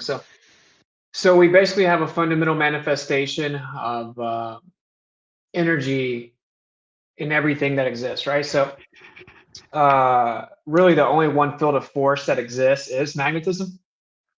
There's no other thing. So everything is magnetic, and I don't want to get too much into that, but people have really been misled as to what magnetism is, and they think that magnetism is just what would be coherent magnetism when actually everything is incoherent. So I'll try to simply put, when it's coherent, all the molecules are electrically aligned effectively, as opposed to discombobulated. And so you make something that's going to be a magnet, you introduce electrical voltage, it enters one way, and then basically realigns all the electric nature of all the molecules to one direction so that it becomes coherent, increasing in magnitude of power, as opposed to discombobulated. But even when it's discombobulated, it's still technically magnetic. I think we've kind of covered that quite a bit, right? That's where you get incoherent dielectric acceleration, or could be said incoherent magnetism. But anyway, so this is like a human here, right? So even people have this like toroid energy field. And it seems like it's roughly 6 feet. And that's maybe why I told you not to get within that distance with other people, but because it starts to compound. So anyway, just to elucidate the point, this is in all nature. So go here. This is kind of a crude little representation of maybe what some people would call an atom. Of course, atomism is stupid, but my point is, in my assessment, they've basically drawn a circle around a toroid. There's nothing more than a toroid. They say the atom is 99.99999% emptiness. That's a cool story, bro. And it has a quote-unquote north and south pole, or positive and negative. As everything from the macro to the micro is the same manifestation of energy, as I see it. Okay, so most people have seen this. This is a Ferrel cell image of a magnet. And basically, to try to explain this, so counterintuitively to a lot of people, actually, the stronger a magnet, the smaller the magnetic field. A lot of people would kind of think it's the opposite. And, you know, if you had a really strong magnet, you'd have this huge magnetic field, but that's actually not the case. The primary source of the power, like a vast majority of the power, is actually the dielectricity, or in this image, the black, right? That's where the power is. The concentration of power is in that black. And so the more power that you have there, the smaller the magnetic field, which is kind of counterintuitive, but. Right. That's something I want to say about the dielectric inertial plane there, the black area. This guy's is what is most commonly referred to as counter space. Okay, meaning that when you have the toroidal, centripetal, and centrifugal lines of force that come out and manifest into the toroid, you have the centripetal, which is like kind of like the tornado that's going down the center of it, and the centrifugal, which is going outside. They are connected at some point, but that point is not obvious in our realm. So they're going into kind of a counter realm or counter spatial realm to make that connection for their conjugal type of relationship. In other words, their power sustaining relationship. And go ahead, Austin. Sorry about that. Exactly. Well, that's a good point to Lucy. Like, and conjugate, for those who don't know, is effectively reciprocation. In inverse relationship, conjugate reciprocation. So it's like conjugate geometry, meaning like if you took a donut and you drew it around the inside, you have the inside and then you have the donut as well.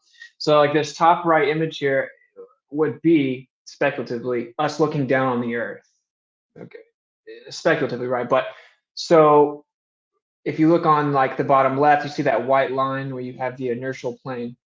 And if you look at the top right again, it would be hypothetically, if you're looking down on the earth, and this may be why you're not allowed to fly within 500 miles of each direction, why we don't have any accurate map at all, because you don't have an accurate central point, like with any type of fundamental specificity. And this may explain the infatuation with the Nazi and stuff. So I just want people to kind of like keep this in mind. If you look at the top left, you can kind of see, in theory, what would be encompassing the earth. I know there's a lot of things you have to piece together, where the quadrupole type characteristics and stuff like that. But just to kind of elucidate the point, I will bring this image back up in a second, but I wanted to give everyone a visualization. And yeah, we could go in a whole freaking show about this, right? But the way that I see it is dielectricity is the ether at rest, magnetism is the ether in motion. I think that's kind of the simplest way for me to try to elucidate to people. Dielectricity and magnetism are not two different things. They are two different versions of the same thing, being the etheric background, meaning an energetic background that acts as a medium. Like ice and water are not different things. All right, so we'll move on here. So this is the infamous swastika, as has been coined. And I think a lot of people know it's been demonized. And it's funny how we've talked about the SL Brotherhood of the Bell and the connection there with what were they actually doing? What were they actually obsessed with? I think I can actually say the word if I can. That's absolutely absurd. But they would basically have said that they were overcoming the deception of Jewish physics. And of course, Einstein was an ethics supremacist, and as we've covered, pretty much a frontman. But anyway, they basically looked at it, and that's why you had that book signed by like 100 and something scientists saying, like, combating Einstein, saying he was taking science down a world of like metaphysics and math and magic, effectively, and just becoming detached from reality. So this is kind of what I think the Nazis were up to. Now that we have but just a portion of history at all times, so we're just going to rock with what we do know. Anyway, most people know that this right here seems to be a representation of the Big Dipper. And this is the 4 seasons as it moves across the sky, right? So you have the 4 seasons, this is the Big Dipper in different positions. This is a very ancient symbol. And again, it's been demonized, and this ties into because they've removed the fundamental framework for actual interpretation of the physical world and energy, so that we'll just walk around paying our utility bills. So this is where I think it gets kind of interesting. Now I'm just not looking into this. It's kind of a rough presentation, but if you were to overlay that multiple times, so if you were to take that and then lay it down 3 different times, you'd get 12 total lines. And this is the symbol for the black sun, right? So I find that part to be very intriguing, where basically you have the same geometry, you just overlay it more times, you get the black sun. As if the Big Dipper is but a portion of magnetic holography that represents the central geometry of the field. Hope that makes sense. So again, it's a speculation. I'm still really trying to look into it, but it is interesting. Maybe that's also something that the symbol alludes to, but wasn't put in entirely in plain sight. It's for those with eyes to see. So move on. The black sun isn't about like dark moons? Right. So that's a good question. So basically everyone conflates the black sun to something that's out in the sky. And I do not think that's what is being referenced. I think that we that is a byproduct of the black sun just being, I wish I could go back, but again, that black center portion of the magnetic field. That is my speculation. So, and then that would be the central source of all energy that results in magnetic holography or a projection. It would be working tangent with some type of containment, firmament, and then electromagnetic polarization would give you what we observe as the light in the sky. And if there is a dark body up there, it looks like that would also, as is everything, be a product of the central projection. In my opinion, the esoteric, like Gnostic elite representation or reference to the black sun would be the center of the surface. And it is not like a physical sphere that you can throw or something like that. It's a concentration of dielectricity. It's effectively pure potential boiled down to a concentrated point. And the torus, the upper half of the torus coming off of it actually kind of looks like a tree. So there's your tree of life coming from the center. Exactly. Now this is a famous, maybe some of the boomers can help me out here. I don't actually know. It's like Sound something. I forgot the name. It might be in the next one, but this is a famous like rock band, I think. And they have a song called Black Hole Sun. You guys ever heard of that? I don't remember, but maybe definitely. Yes. Soundgarden. Yeah. That is a spooky ass video too. I bet. So I think that this is a shout out to elite Gnostic esoteric knowledge, right? And this is one of the major things I think these special boys that get in their little group with their little rituals and stuff. This is one of the big pieces of knowledge that they get, in my opinion. It has to do with this black hole, and so I just thrown it out there because there's cultural reference, which is pretty intriguing. Yeah, the Jesuit symbol, not quite the same, but I think that we may be misguided in thinking that their sun worship obsession is strictly like the light we see in the sky and we call sun. I think it's kind of a duality. Oh, there are no dualities in nature, but a duality of symbolism. So anyway, that's just the Jesuit symbol. Take it or leave it. That one's kind of out there. So here's kind of what I'm trying to say. You have this central portion. It's labeled as the opening. And this would be the black hole area of that Ferro cell image that we showed. And then you have Polaris, and then you have the intersection areas of the sky, which is what would give you the magnetic holography or the projection of what we call the sun and the moon. I don't want to have to keep saying it. This is speculation. So that's what I think may be alluded to. Now, you've seen that type of geometry before with the Freemason symbol. You've always heard of the all-seeing eye being referenced. I didn't have time to put a ton of stuff on here, but what's very interesting is if you take electric optic imimaging of the radiant sources of meteors, all meteors come from the same 6 places in the sky, which debunks heliocentrism right there, right? Reoccurring, they all come from the same 6 radiant sources in the sky. Well, it's very intriguing when you think about electrical discharge and this being an electrical system, but when you look at the image, it forms a pyramid. The actual radiant sources and then the image from the electro-optic imaging of the energy forms like this pyramidal structure central to the center of the Earth that goes up and then meets at Polaris. And so speculatively, this is what's being referenced to when you constantly see the pyramid. There is this concentration of pyramidal energy coming down. And then you have the all-seeing eye, which would be Polaris. I totally agree with that, Austin. Totally. I mean, right, that is absolutely representative of that. I'd never heard of this whole all meteors come from 6 places in the sky. That part really stands out to me. I'm like, wow, I gotta know more about that. Yeah, very crazy. I want to do a show on it, but yeah, they all come from the same 6 spots in the sky, which just absolutely obliterates heliocentrism. If you take this pyramid down to the surface, then of course you could continue it down to where you see this black sun down here. Right now, I don't necessarily know exactly about the depiction, as it would just be a black hole kind of in that opening area. And if you go down, is there another source? Is potentially, right? And it would basically be the inverse of Polaris. And of course, this is my worldview, but I think it's possible that the creator, or maybe you want to describe it as the creative force of all things, is right around Polaris and everything moves central to it. And of course, as they have a religion of inversion, they have deified the black sun. So anyway, that's just my speculation. I think this depiction kind of puts it into visualization pretty well. And if you just go look at the Freemasonic symbols, you'll start to kind of make a lot more sense. Let's see what I got next. Very good. Okay. Yeah. Yeah. So here's just a bunch of different depictions of kind of the visualization that I'm trying to point out to you guys. And it's simple, like he was saying, there's a tornado basically that goes down through the center of the surface of the earth. So maybe you want to screenshot if you look at that. It's a bunch of stuff in there, which is pretty interesting.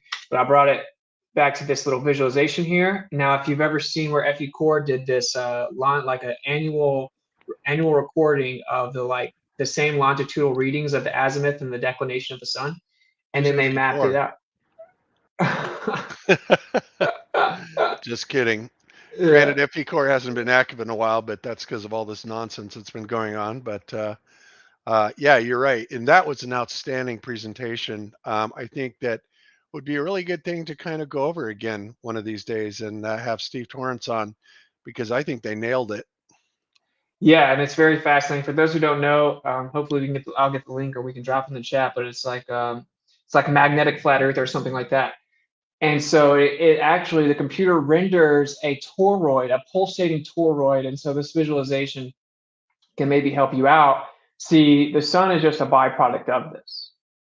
Okay, and then we have a central source, and we have electromagnetic field in the Earth, and so it has to have a central source. There is no actual alternative. Now, where it is, I don't know, but I'm saying there has to be one. Like, based on everything that we know about magnetism, there has to be some actual concentration of dielectricity. So I think this visualization is pretty cool. You live in the inertial plane. In this scenario, you live in the inertial plane cut right through the middle of this toroid. And if you look at the top left, you'll start to see this like conjugate representation of the lines coming out, which we see in the black sun representation. So to bring it back to this, it appears that the ether has a drift, effectively like a tornado. This would explain the analemma, so the Tropic of Cancer and Capricorn, where the sun during, again, it's like, seems to be magnetic holography. It's not a physical actual location, but it seems to be over the north higher up, right? As in like the convergence area that gives you the hologram is higher in the sky.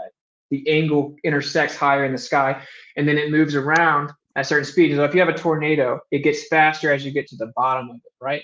So as you get higher, it gets slower. So it's higher in the air, so it's going slower. It's higher within that vortex or that tornado, if you will, although somewhat crude, of the ether. And so it's moving around. And then that's our summer. Now the south gets their summer, the sun seems to move out. We can look at this optically and observe it, right? We can observe this, that there's an analemma, and it gets wider out at the bottom. Well, it would be good if it was to decline and get lower, meaning that the hologram gets projected at an intersection lower. The angle intersects with what seems to be from the area of Polaris. It intersects and gives you the hologram that we call the sun. And it's lower in the sky. So therefore, that is lower in the vortex. So it moves faster, just like a tornado. And that's where we get the analemma. And this is why it's so frustrating that we have flat earthers attacking the idea, because it starts to create a framework that explains a lot of things. Where we do have some type of effect or phenomena of precession with the gyro and the Sagnac effect, which he said was a vortex of the ether. We do have some type of effect with pendulums. And just like Einstein himself said, which I covered a few weeks ago, that if the system from the outside were to move, it would translate motion to the inside, and then you would get centrifugal and Coriolis effects. The only difference is they'd be actual as opposed to fictitious if the Earth was moving. And so it does seem that we have this huge system moving around us, central to the center, which projects all that we perceive above us. And yeah, so I think that this is a good logical framework. If we can kind of boil this down and iron out any kinks, this would really be a good step for us to come together. And then we'd be able to actually progress into understanding of physics and energy. And so in conclusion, yeah, the way that I see it, that little white line through the middle is the inertial plane. That's effectively the null pressure point where there is the least amount of pressure. Everything comes down to pressure mediation. That's where you live. That's the only place that can sustain life, which even Ken Willer will tell you that.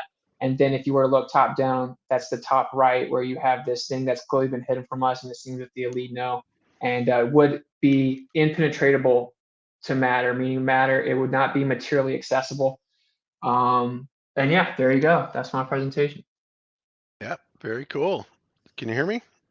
Yes. Okay. I wasn't sure I was muted or not. Very good. Yeah. And all of this, by the way, is in Ken Wheeler's book, The Secrets of Magnetism, Volume 3, I believe, which I have in a PDF. I actually went down and had it printed out at Staples or somewhere. It costs $100 to do it, but it's really nice to have the bound copy of it. And I'm really hoping he gets the 4th edition done sometime soon. He's been talking about it for years.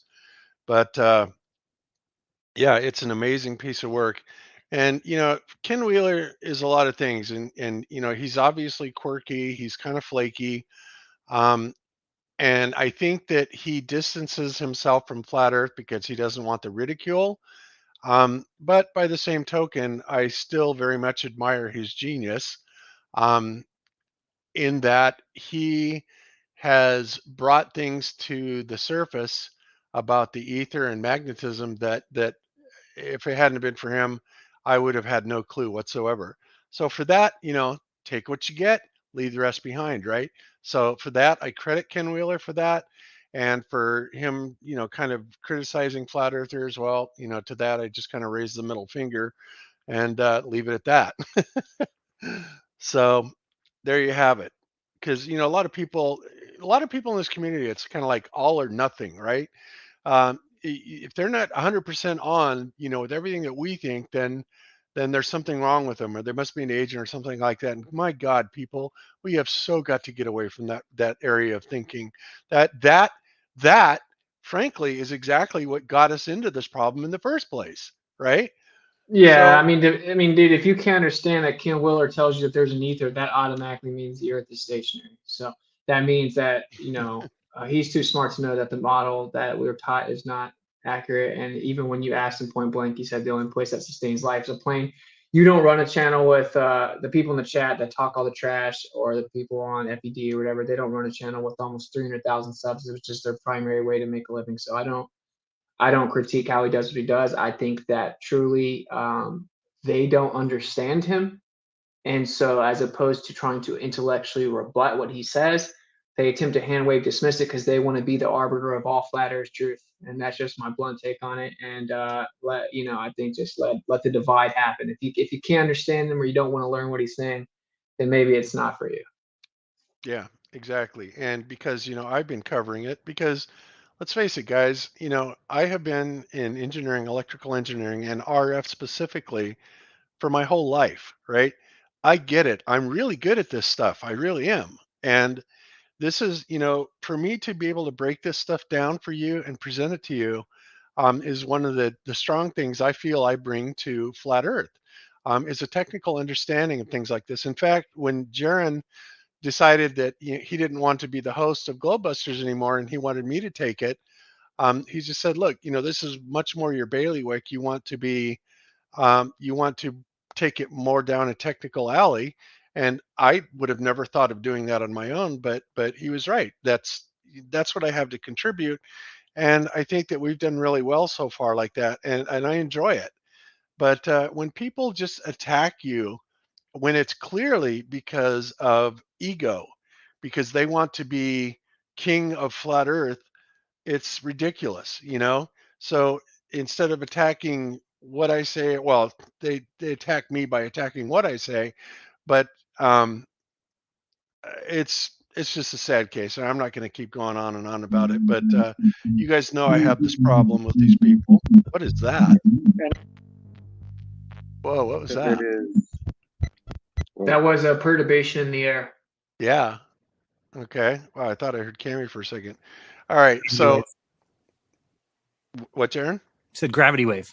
Yeah, it's a gravity wave. Hey, do you guys agree that, don't you think that Tesla probably offered us the best analogy ever for light, saying there's a sound wave in the ether, and as us stupid humans, we think if we can quantify how fast we perceive something, that means it has a speed that travels from point A to point B, but it's just reverberation or vibration or oscillation or perturbation of the air. With sound, it's the same with ether. It's the light just vibrating, oscillating, perturbating the ether, therefore causing excitation or illumination. And then we have a rate of induction into that, and that's why it's variable, and it's 100% in no way a constant, and that debunks heliocentrism on its face. That's right. And in addition to that, as we've done several shows before, at least my particular idea of how things manifest into creation is we emanate those frequencies of desire, of intention, and when we do that, that literally perturbates the ether in such a way that it brings things like that into manifestation. And obviously a very intelligent system, right? But that's the way that it works. And I think that you have to go through and understand a lot of different areas, metaphysics and psychology and dream understanding dreams and all kinds of stuff like that to understand how it all comes together.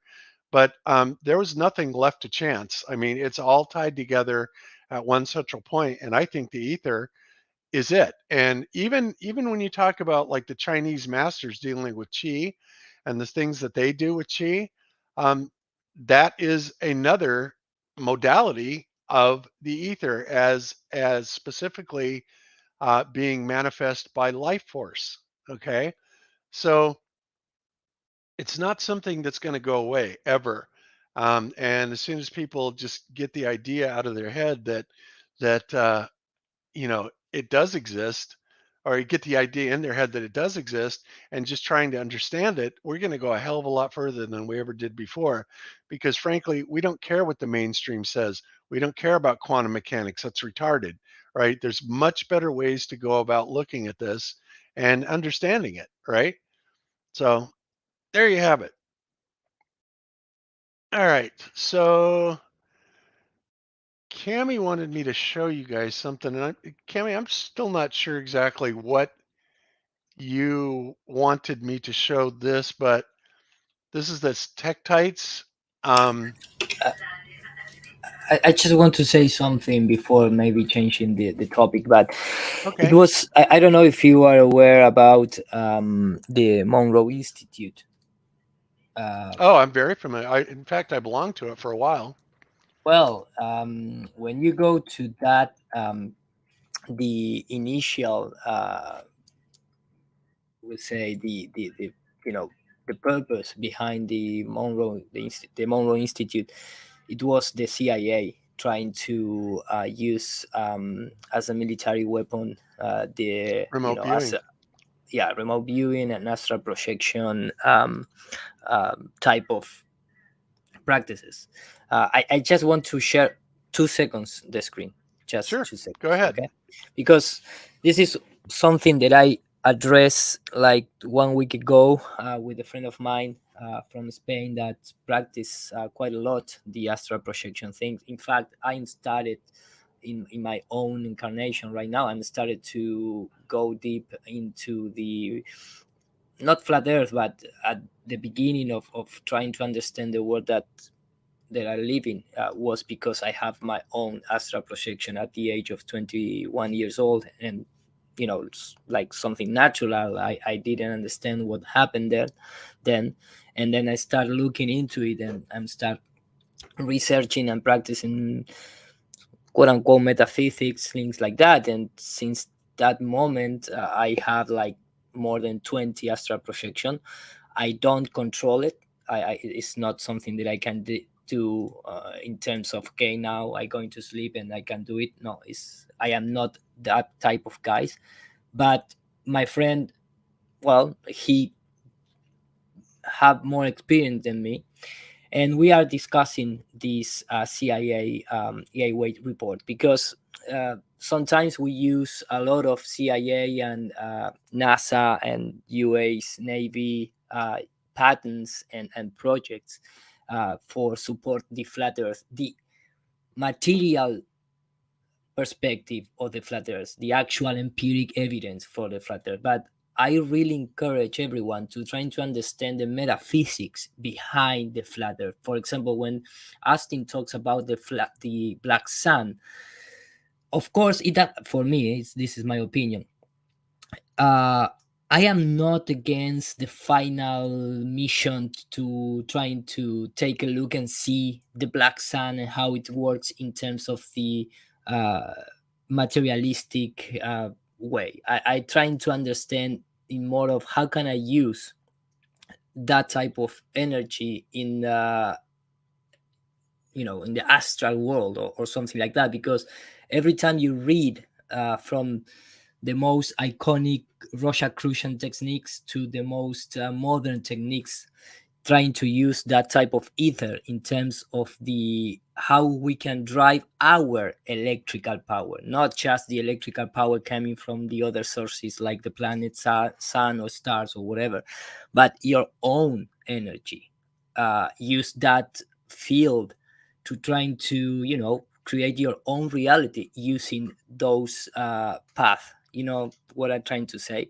Sometimes we lose in that trying to explain everything in terms of the mechanical thing, and we lose the most important thing, that is we are going to die and we're going to enter in another type of reality. And you need to also trying to understand that part of the life, if you want to call it like that. But to resume, the final report from this CIA Gateway report, because this was something released in 2003, but this started in the 80s.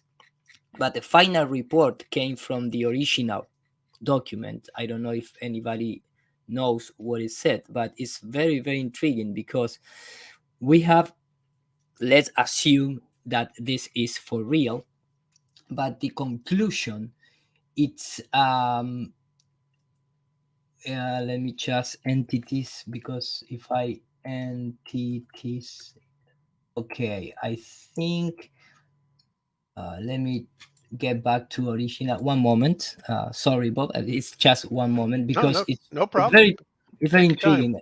Okay, no, it's just where I need to say entidades.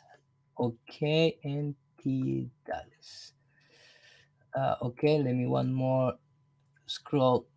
Okay, conclusion.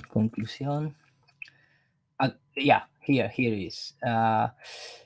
What it said, the conclusion, this is the part that I want to translate in English because it's going to be bad. The Department of Defense ambition are made clear in the paper conclusion. McDonnell, which was the military guy behind all this project, suggests that if the military were to experience with astral projection, it might find a practical application, of course, as a military guy, but also noted that they should be intellectually prepared to react to possible encounters with alien forms, non-corporeal intelligent energies.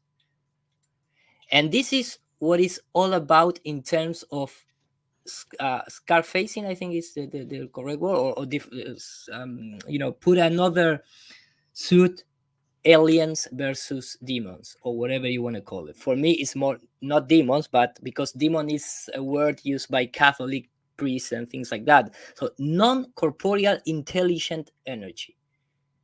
And this is the conclusion in that report. So they are talking about, okay, we are surrounding of non-intelligent energy. Intelligent energy, but not corporeal. And sounds like ghosts to me. Well, for me, it's more danger than the ghost, man. Ghost, I take out the how you say the cover and it's done, But this is because when you practice astral projection, you're gonna have some days that I have my own experience with these type of things. I don't know how to call it, but you have the perception that something is there and trying to manipulate you. But the thing, to resume, is that we are in the magic kingdom where we need to have a experience with this type of things.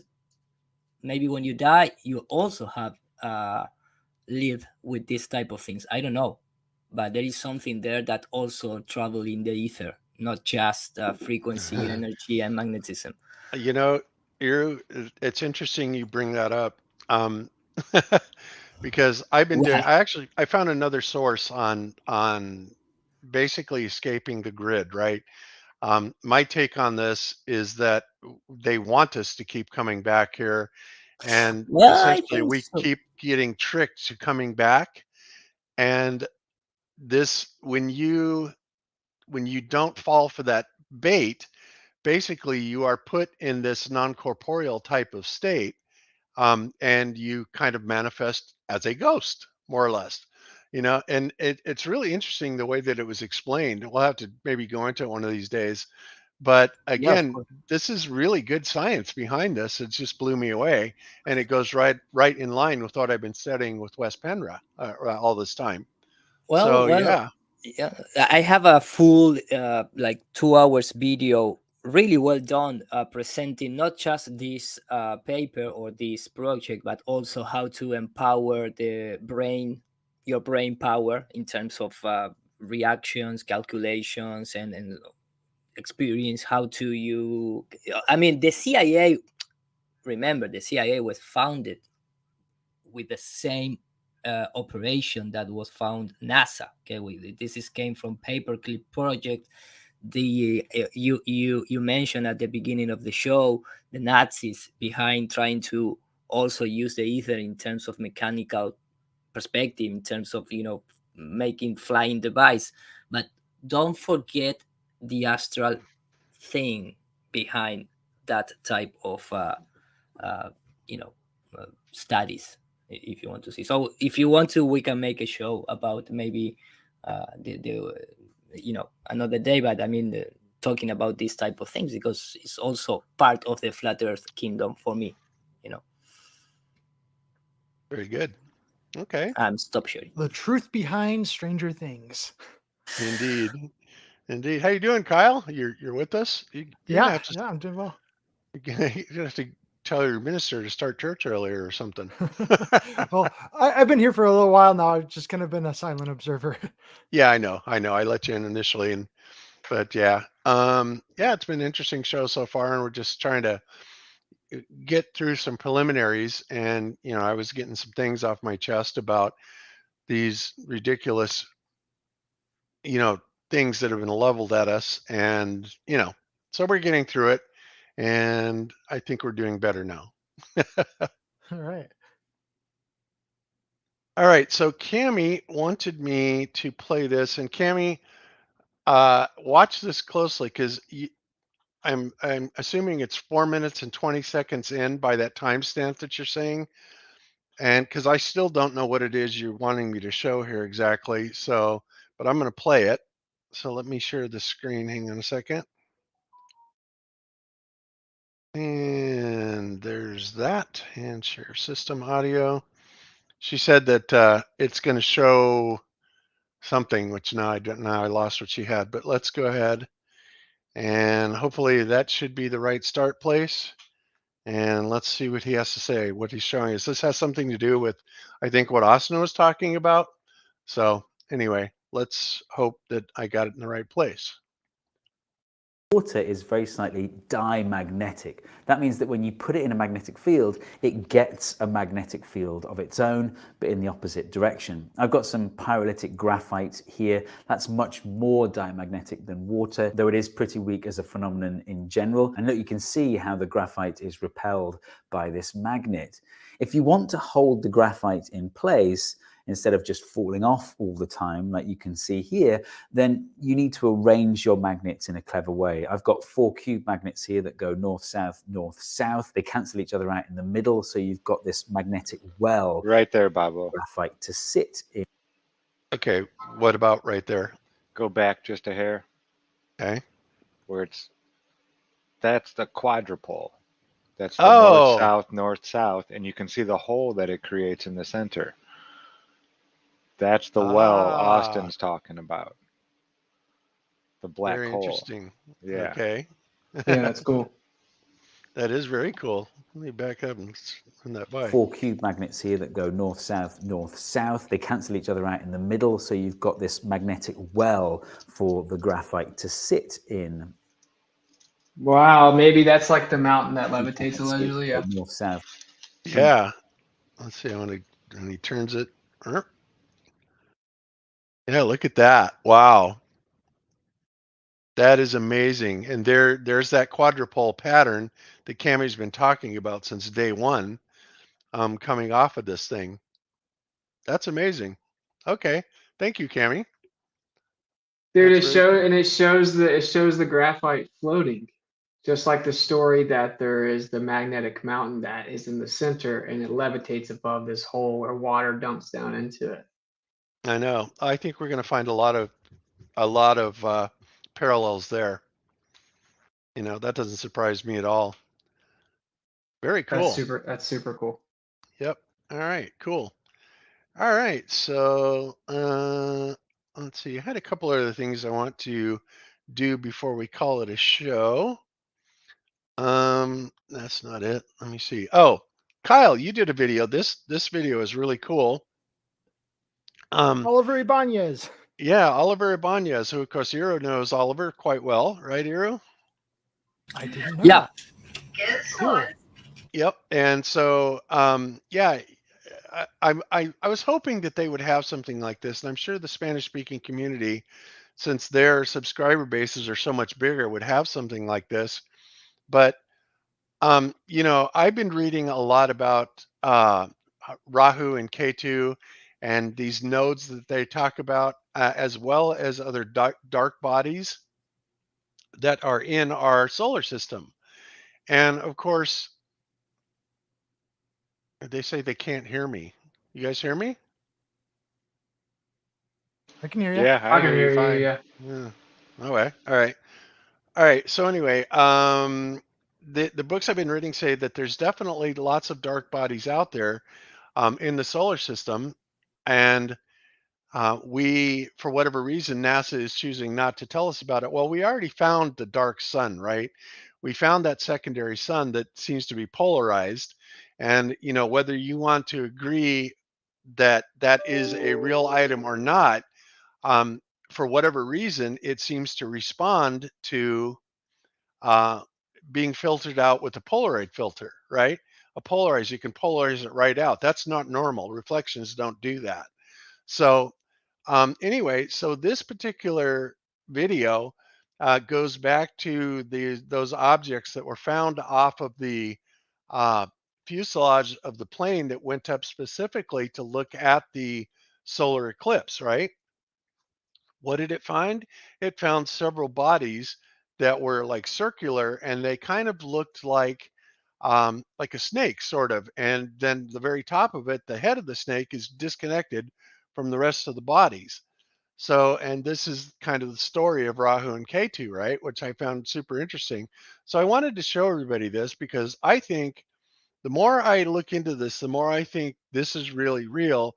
This is what the solar eclipse is actually caused by, and maybe even the lunar eclipse to some degree. But I think that Oliver might have this right. So let me play this and see what you guys think. His channel is entirely in Spanish. So today I'm going to translate one of his videos for you that he made back in 2017 about eclipses. Please enjoy. All right, everyone, I'm Oliver, and today I want to talk to you about eclipses on the flat Earth. In this video, we will see how eclipses are actually predicted and the real cause behind them. We are often told that it is because of the heliocentric model that eclipses can be predicted with total accuracy. But nothing is farther from the truth, since eclipses are not calculated following the heliocentric model, but rather are calculated following time intervals that were discovered thousands of years ago. In his book, The True System of the Universe, James Gillespie wrote a lot about them before the current heliocentric theory even existed. Hundreds of years before Christ, ancient civilizations already knew what caused eclipses and knew how to predict their timing with great accuracy, as well as the movements of the sun, moon, and stars. In the Earth Review of 1897, Thomas George Ferguson wrote, "No doubt some will say, well, how do astronomers foretell eclipses and such so accurately? This is done by cycles.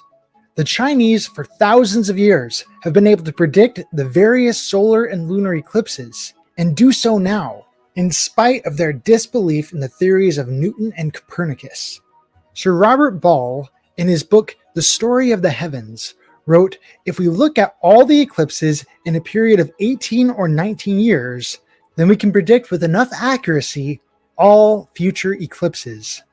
It is only necessary to know that within 18 years and 11 days after an eclipse, a similar one will occur again. This is the rule that allowed ancient astronomers to predict eclipses. Samuel Rowbotham, in his book Earth Not a Globe, wrote, "The simplest method of predicting a future eclipse is to take tables that have been formed over hundreds of years of careful observation. Any observer can form their own tables if you collect the calendars of the last 40 years. The time of the eclipses in each year can then be separated and organized into a table. After examining the table, the observer will soon realize that there are cycles of eclipses that are repeated. When reaching eclipse number 19 or 20, they will see that it is a repetition of the first eclipses in the table. So following this method, it will be very easy to predict similar future eclipses." Modern science has nothing to do with the predictions that the ancient civilizations already made. The only thing modern science has done is make these predictions a little more precise as a result of having a broader observation period. According to the heliocentric theory, a lunar eclipse is formed when the Earth is interposed exactly between the Sun and Moon. The Earth then casts its shadow on the Moon, thus causing the lunar eclipse. But this explanation has already been refuted by Frederick Henry Cook in his book The Terrestrial Plane. He writes, "According to the heliocentric theory, a lunar eclipse occurs when the Sun, the Earth, and the Moon are in a straight line. But it is documented that since the 15th century, more than 50 eclipses have occurred while both the Sun and Moon were still visible above the horizon." In other words, the Sun and the Moon were visible at the same time in the sky while the Moon was eclipsed. For example, on July 19th of 1750, in Paris, observers saw an eclipsed moon while the Sun was clearly seen in the sky above the horizon. The same thing happened in the eclipses of April 20th of 1837, September 20th of 1700, June 16th of 1666, November 3rd of 1648, and July 17th of 1590. Also, a recent documented event occurred on August 16th of 1989 in Hawaii, where the partially eclipsed moon could be seen rising while the Sun was still setting. That means the Sun, the Earth, and the Moon were not aligned while the lunar eclipse occurred. So it is impossible that the eclipse was caused by the Earth's shadow being projected onto the Moon. Another thing they say is that the solar eclipse occurs when the Moon stands between the Earth and the Sun, the Moon covering the exact circumference of the Sun. This already improbable scenario is refuted by recordings where it can be seen that it is not the Moon covering the Sun during an eclipse, showing us the Moon does not cause the solar eclipse. On March 20th of 2015, a total eclipse of the Sun took place, and the Travel Quest International Company organized a flight of 50 people to observe this phenomenon from the North Atlantic. And this is where the subject gets interesting. Several passengers filmed the totality of the eclipse, and the recordings show black orbs without light around the Sun. And one of these orbs was covering the Sun at the moment of the eclipse.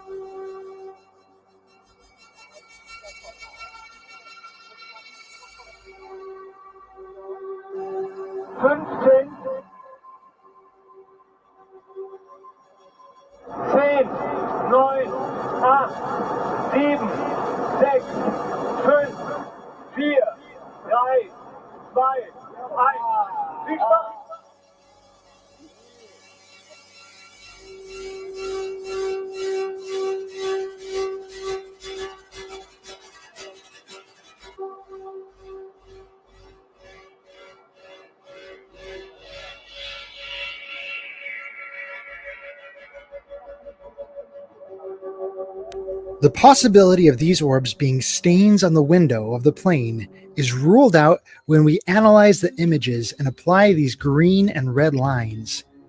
And we see that the orbs move in. It's also ruled out, Kyle, by the fact that we have multiple views of these things through a completely different window much further forward on the plane, and also some ground shots. These orbs are definitely there, whatever they are. And I just think that it's kind of amazing. I've shown the different views of the airplane window before, and to have markings on the window that coincided perfectly with the eclipsed sun. I'm sorry, that's just not going to happen. So anyway, let's continue on. In relation to the sun, while the spots in the airplane window do not move at all. So they are clearly two objects in a different space. The orbs are in the sky next to the sun, so they all move together, in contrast to the spots inside the plane on the window.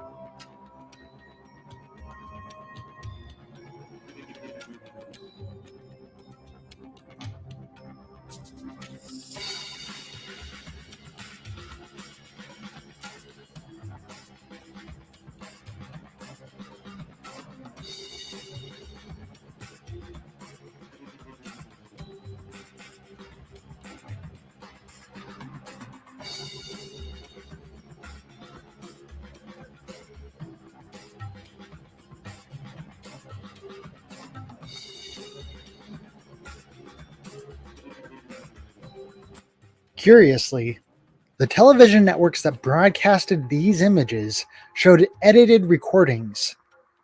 They edited the black orbs out of the original recording. The existence of these non-luminescent orbs in the sky has been corroborated for thousands of years by astronomers and observers. In the report of the Council of the Royal Astronomical Society in June of 1850, it was written that we must seriously doubt that the moon is the only satellite of the Earth. In the report of the Academy of Sciences on October 12th of 1846, and again in August of 1947, the director of one of the French observatories showed a series of calculations and observations that led him to conclude the following. There is at least one non-luminescent celestial body of considerable size attached to the Earth as a satellite. The astronomer and mathematician Sir John Herschel admitted that there are invisible moons in the firmament. Another astronomer and mathematician, John Lubbock, thought so as well, and even showed formulas for calculating their distances.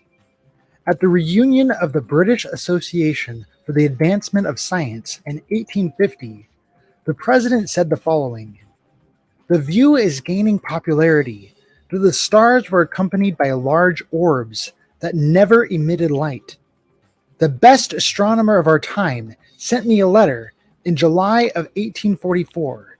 He said, 'I continue to believe that Procyon and Sirius are really double stars, and that each is made up of a visible and invisible star.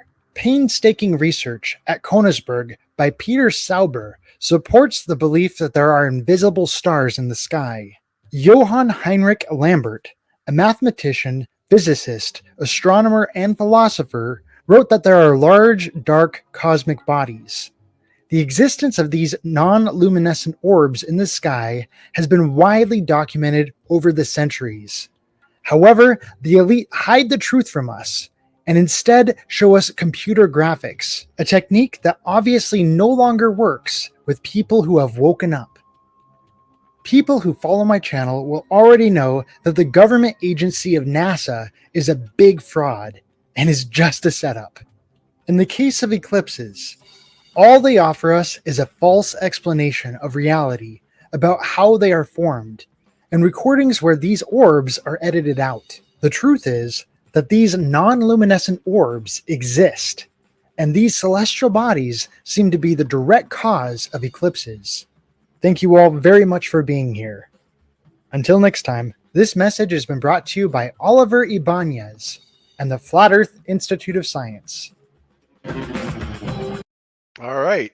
So that's, I think that's very interesting. Now, Karen and Cami have both kind of come up, showing explanations with, using angles in AutoCAD. And I'm not saying that, that couldn't be a possibility. In fact, I'm just not sure. But when you start adding on to it, like I said, the preponderance of evidence, more photographic evidence. We're hearing now some information that I had never heard before about, certain other astronomers that are talking about these orbs, these objects that are apparently there, and that these are probably what's causing the eclipses. I see them as entirely possible that could be, could be a possibility. I think that And was kind of like one of the really big things that stood out to me a lot was just how many different sources he had that he was quoting, all these different astronomers saying, yeah, these invisible moons are there. And after doing the video, I even looked up that National Geographic admits it. They call them dust clouds. The Earth has 2 hidden moons. And I was like, what? And so I'll talk about that more in a future video. I've got like another 2 eclipse videos I want to do here coming up. But yeah, yeah, Cami and I were actually out one night looking through my Mead. I have a Mead LX200 10-inch, and it's funny because I was reading all these conspiracy papers, and they were saying that uh, Phobos and Deimos had escaped Mars's orbit, and that there was now something orbiting our moon. And I'm like, so we went out there and we looked, and sure enough, there's this little itty bitty teeny tiny moon that seemed to be going around our moon. This was like, I don't know, 10 years ago or something like that. Absolutely blew our mind. I don't know what the heck is going on with that, but um, hey, it was there. We saw it. Can't explain it. And I'm certainly of the belief that we don't necessarily have to see it, you know, to assume that it's real. I think that again, preponderance of evidence is a good, good way to look at it. And I invited Karen to jump on if she wanted to say anything about it, and she may do that if she wishes. But she said that they covered it. Oh, and there she is. Hang on, let me bring her in. Hey, Karen, how you doing? Hey, good. How are you?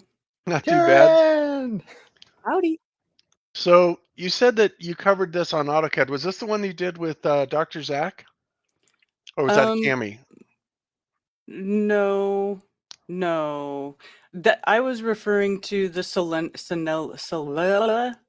Oh, Selenelian. Okay. Yes. Yes, Okay. that one. That's the one where when I was learning to use AutoCAD and Zach was teaching me how to make the models in there. The first one I did, one of the first ones I did was I watched a Russian vids video where he talks about the eclipse and he's like, oh, and the shadow's going the other way and blah, blah, blah. And I was like, oh, we should model this in AutoCAD. Like, I'm going to do this. It's going to be the best video ever. And then I went and I modeled it in AutoCAD and I debunked Russian vids. Oh, so that's why he likes you so much now. Because geometrically everything lined up with that eclipse when I put the moon at the distance, at the angle and everything, and then you made a big cone that goes from the sun through the earth on the other side to the moon, and geometrically it actually did line up the way that they Well, said don't that they it would. say don't they say though that the Selenelians basically are refracting like 5 degrees down or something like that, the actual Yes, positions? they So how do. does that work? I I mean, don't know. It's weird. It's like they make an excuse for it when they don't need to. It's really weird. I don't know. that is bizarre. Okay, well, something else to look into, I guess. But I mean, That might be a regardless, clue. There might be a clue in there somewhere. Why would they say that that is possible because of refraction when if you actually physically do it in AutoCAD, it actually does line up, or at least But the wait, one I how did how lined the up. how is the Earth blocking the sun if the sun's above the Earth? Yeah, I thought Karen, I thought you modeled the eclipse from 2017, the one that everyone thought went backwards. No, I didn't model that one. This one I did. The one I did was a lunar eclipse. Let me see if I can find it. Okay, and what you're Because looking like for? the problem, right, of course, is that it's like a geometric impossibility. If they say that the Earth is blocking the sun, casting a shadow onto the moon, but the sun's up above the Earth can't be blocking the sun because it's up above the Earth. So it's like they say that the sun is being refracted up in the air, and it just looks like the sun is up above the Yeah. horizon, but it's actually behind it. I think Steve Torrance did it, Jaron. That's what Gleam is saying. And by the way, Gleam, I've been trying to get a hold of you, so check your Skype and get back to me because I wanted to talk to you about something. So shoot me a message back on Skype. Thank you, sir. Dude, this melts Glover's brains, bro. I was on the Clubhouse app with King Los, and we were talking about the Earth with some people, and then that's their home run is the eclipse, and then you bring up the 7 million, and they just say it's not real. I found my my screenshots from my model. If you want, I can share my screen. Oh, okay, cool. Let me unshare mine and put it up whenever you get it. Okay.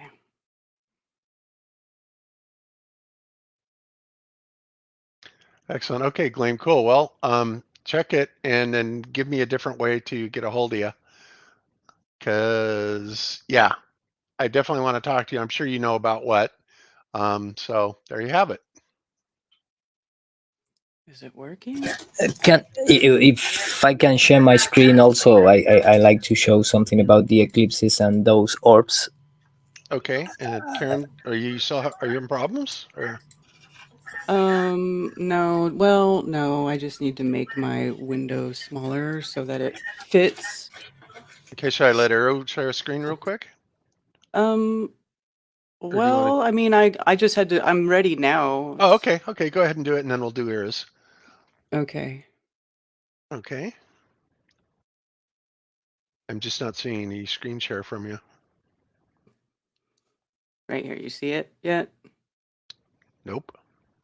Why is it not working? I'm going share screen, share, screen 2, share.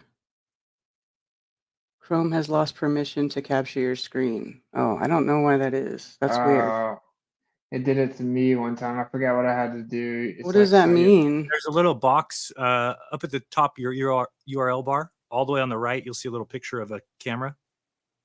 Click it and then give it permission again. Oh. Continue allowing StreamYard to access your camera and microphone, but it doesn't say anything about my screen. Oh. There's not a little picture of a screen up there? No. I don't remember StreamYard that well. Hold on. You might just need to get out and come back in or refresh. Okay. Well, let Eero share his screen. I'll try to figure it out.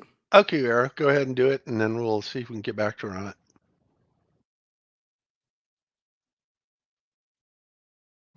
Okay, supposedly I am presenting right now. You are indeed. Go for it. Okay.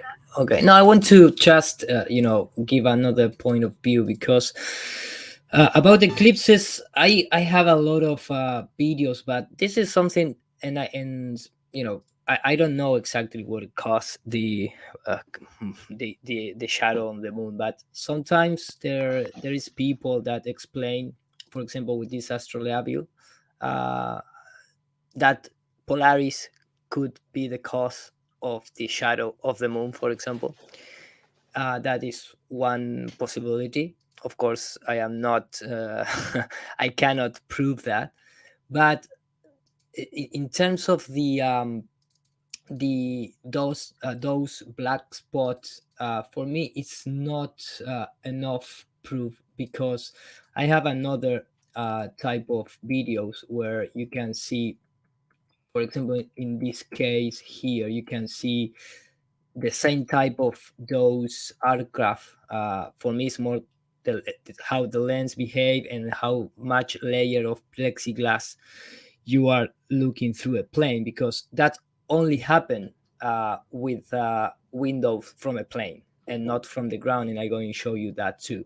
But for example, here you have those type of things, but moving, because the camera is moving and the guy is stabilized, but in fact the camera is all the time moving, and you have those weird things moving in the in terms of the parallax, that is something caused by how the light react at that particular moment through a window of the plane, which has a lot of layers, so that you have the multiplication of those black dots, if you want to call it.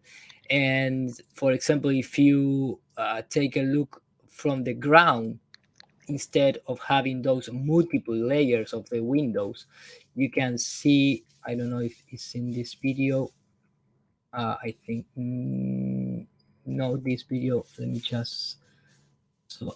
Yeah, I was going to say, but we've also seen those from the ground as well, Eru, and it just But it's it, only as well as from other windows, and it just seems outrageous that it would match up so perfectly. Well, but I have I have one here from the ground, and it's let me see if I can find it. It's only one. It's only one black dot and not multiples. Right. So, and well, how many layers of plexiglass you have in the flight window? So when you are outside just filming from the ground, you don't have that because you only have the sky and you only have one lens, and you are not passing through any other plastic things or things like that. So I just pointed out because I was turning crazy trying to, really tell myself, okay, this could be something happen for the from the windows of the plane, or maybe I have it here. I think it's this one. Yeah. Here you can see, for example, from the ground, and you have the same thing, but it's only one, and it's Right. it's We like got that exact same picture exactly on our. This kind of got on me our- thinking about like your double sun observations. Yes. But of course, we know that strange things happen with the shadows on the ground. For example, when people show the leaves shadow. What's from that called? the A tree. pinhole effect or pin Could something? be something more than just exactly, black that's what I was body, black body up in the sky. In fact, the only thing that I'm going to argue is, like, again, here we are outside. Only one lens, only one light source, and it's only one recreated or replication from the original source, which But is it's that staying type. there with the sun like this whole time. It's not like moving But- around here. It's staying Mm. there with it, no matter how you move the camera, which I think No, is but really that telling. is in that particular video that you show, because the camera is well attached to the window. But in the other that I show, the guy is filming by hand and it's moving, and everything is moving crazy. Well, this one's not moving crazy. It's staying like No, right there no, in a fixed position next to the sun. because it's with the tripod. But then when the But camera that- moves, right, it should still Yeah. change the angle of the thing if it's a lens effect, right? See, it's staying there with it. Mhm. But here, for example, when it's changed orientation to the right, I don't know Didn't if. move. It does look different optically. Mhm. Well, the whole sun Mhm. itself looks a little different optically. Yeah, Because you no have doubt, motion no blur, doubt. you have the shutter speed, you have a lot of things. But I just want to point it out because at that moment in time, I have a lot of discussion. At the beginning, I was 100% sure that could be the black bodies, that it's take it from Sirchon, Herschel, and blah blah blah. But then when I started trying to find another sources and trying to contrast with other views, I found a few clips from planes which happened the same thing, but we have like multiples of those black things.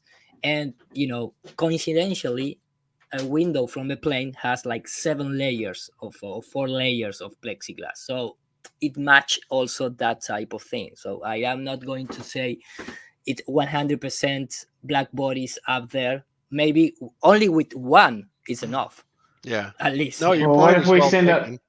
multiple high altitude balloons during eclipses?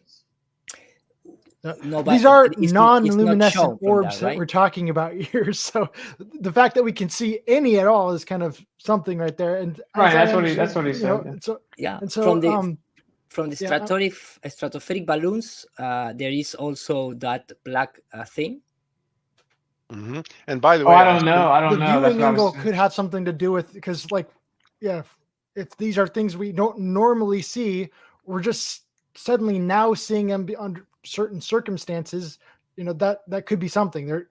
You're not seeing them because of the different viewing angle.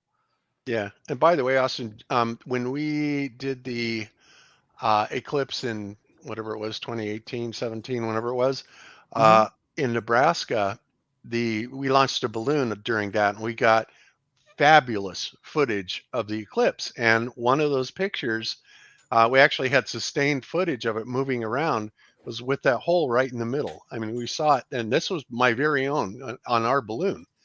I was blown away by that. One. So, Oh wow, that's cool. I might have not seen it. I've got it. I'll have to pull it up for everybody to have access Because that to. would really help us out, right? If we could maybe have potential different angles up there, that's going to remove the whole window thing. Yeah, I think multiple balloon launches from all different places around the world, and in doing a little bit of sun and moon positioning with those things could tell us a whole lot too. I agree. Yeah, totally. Okay. Because it now clearly check- looks way different up there, right? It looks different when you get really high, and we're starting to learn that we may not even fully understand the mechanism of the lights at all. Like it may be Yeah. something we're not even thinking about, like a projection. Yeah. The only thing that is very funny, and with this I finish, it's that on the last lunar eclipse, NASA, from their own channel, he talks about this inconvenient to show us the shadow of the Earth from the moon with all this, its glory and technology. Sit back and you think about the fact that we're in the Earth's shadow every night. Take a look. But this night, you are sharing that shadow with a body that's 250,000 miles away. It's the same shadow, which is kind of cool. And I now can't help but comes. think about what that view would look like on the moon. Imagine Yeah, what is will like, to Yeah. see the shadow. Well, what is the excuse? if you're an astronaut up there observing that. I would love that. I think it was mentioned a little earlier. A question came in about whether or not Apollo or any astronaut had seen a total lunar eclipse from the moon. Almost. Almost, but not just that. A plan for one of the Apollo missions was to leave the TV camera pointed at the Earth, and an eclipse was going to take place a few days later, but the camera malfunctioned. Of course it did. Oh, blah blah blah blah. Take a look to the body reaction of this guy. So He's lying, and he knows he's nervous. He started moving side by side. He laughing. Almost the camera was broken. Oh, what a! Come on, guys. Okay, that's all. How do people hear stuff like that and they're like, "Oh, it's totally legit, bro. Nothing sketchy." Crazy. The only times when NASA say the truth is when they lie. Yeah, this is not the truth. Me, I always tell the truth, even when I lie. All right, so Karen, you want to try sharing it again, see if it works, or? Oh, okay. Yeah, sure.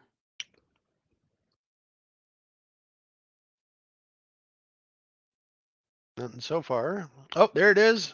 Yay. Yay. Okay, so this is basically screenshots from the model, because I currently don't have AutoCAD installed, but I do still have the model file. Like if somebody else has AutoCAD and wants to look at it and check it, they could.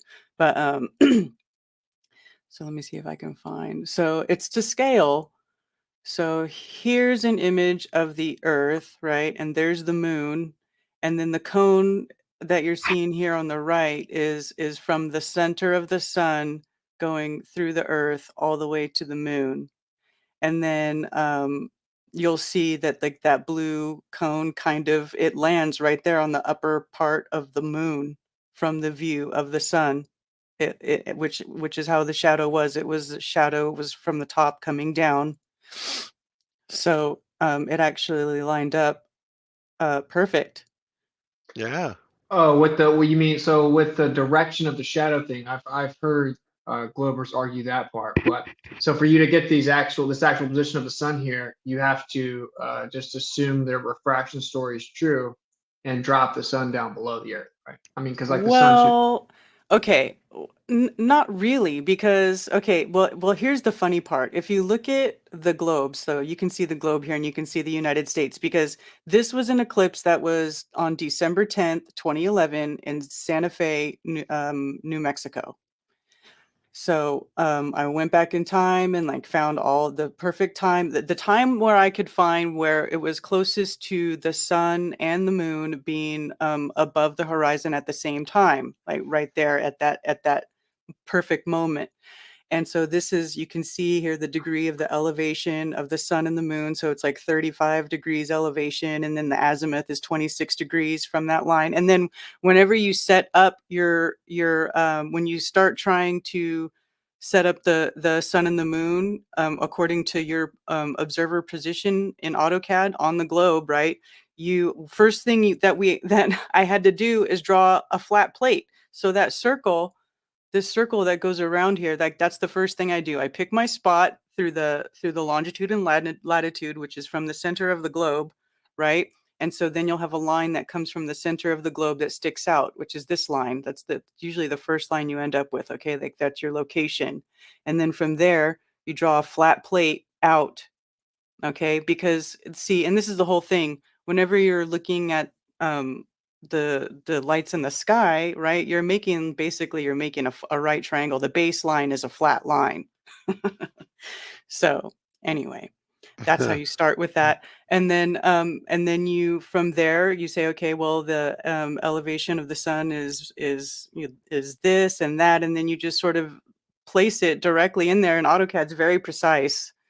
And so it just turned out that it actually lined up. So here at the bottom, you can see here's the Earth, and then the line is going all the way to the moon, and then the sun is behind it. But like, it's hard to get the picture of all of it because it is to scale in there. Right, but that's what I'm saying. So you get the elevation from what they're claiming that the elevation is, and they're claiming that it's down below the Earth and that it's optically lifted. But in the real world, we go out there and we see the sun, and they say that we're not actually seeing the sun, that they have their elevation angle a bit below the Earth. Right. Right. So their math does work if you believe their like refraction story. They still have to invoke refraction, though, from understanding. They do. They tell you that you can see it because of refraction. But the way I say that you don't need it though is because I don't account for refraction in AutoCAD. There's no turn on the atmosphere.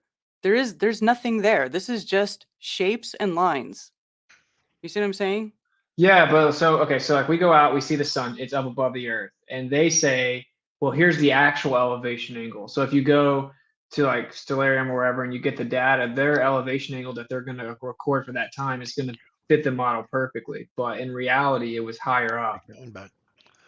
Well, I mean, I guess you would have to be there at that time and physically measure with the sextant. And then when you did that, they would just say, and they would just say that I'm still going off the numbers. Right. I'm still going off the numbers they give you. Exactly. But the whole thing too, though, is like when we've done sun tracking and stuff like that, whenever I've done, measured the sun angles manually and then I go check it, it's always within a degree. Yeah, they are typically pretty accurate. Yeah, it's pretty on point. I did see, however, recently Flat Earth Data showed me that actually Stellarium will show you that the declination of the angular size of the sun will go up and down in one day, according to Stellarium. So you always hear like the Globers say, oh, the angular size should change, blah blah blah. Yeah. According to Stellarium, it goes up and down, as if the sun is getting closer and further away within one day. So they have discrepancies in their math, but typically it's pretty right? Well, you wouldn't be able to lie to the whole world if it wasn't pretty close to accurate.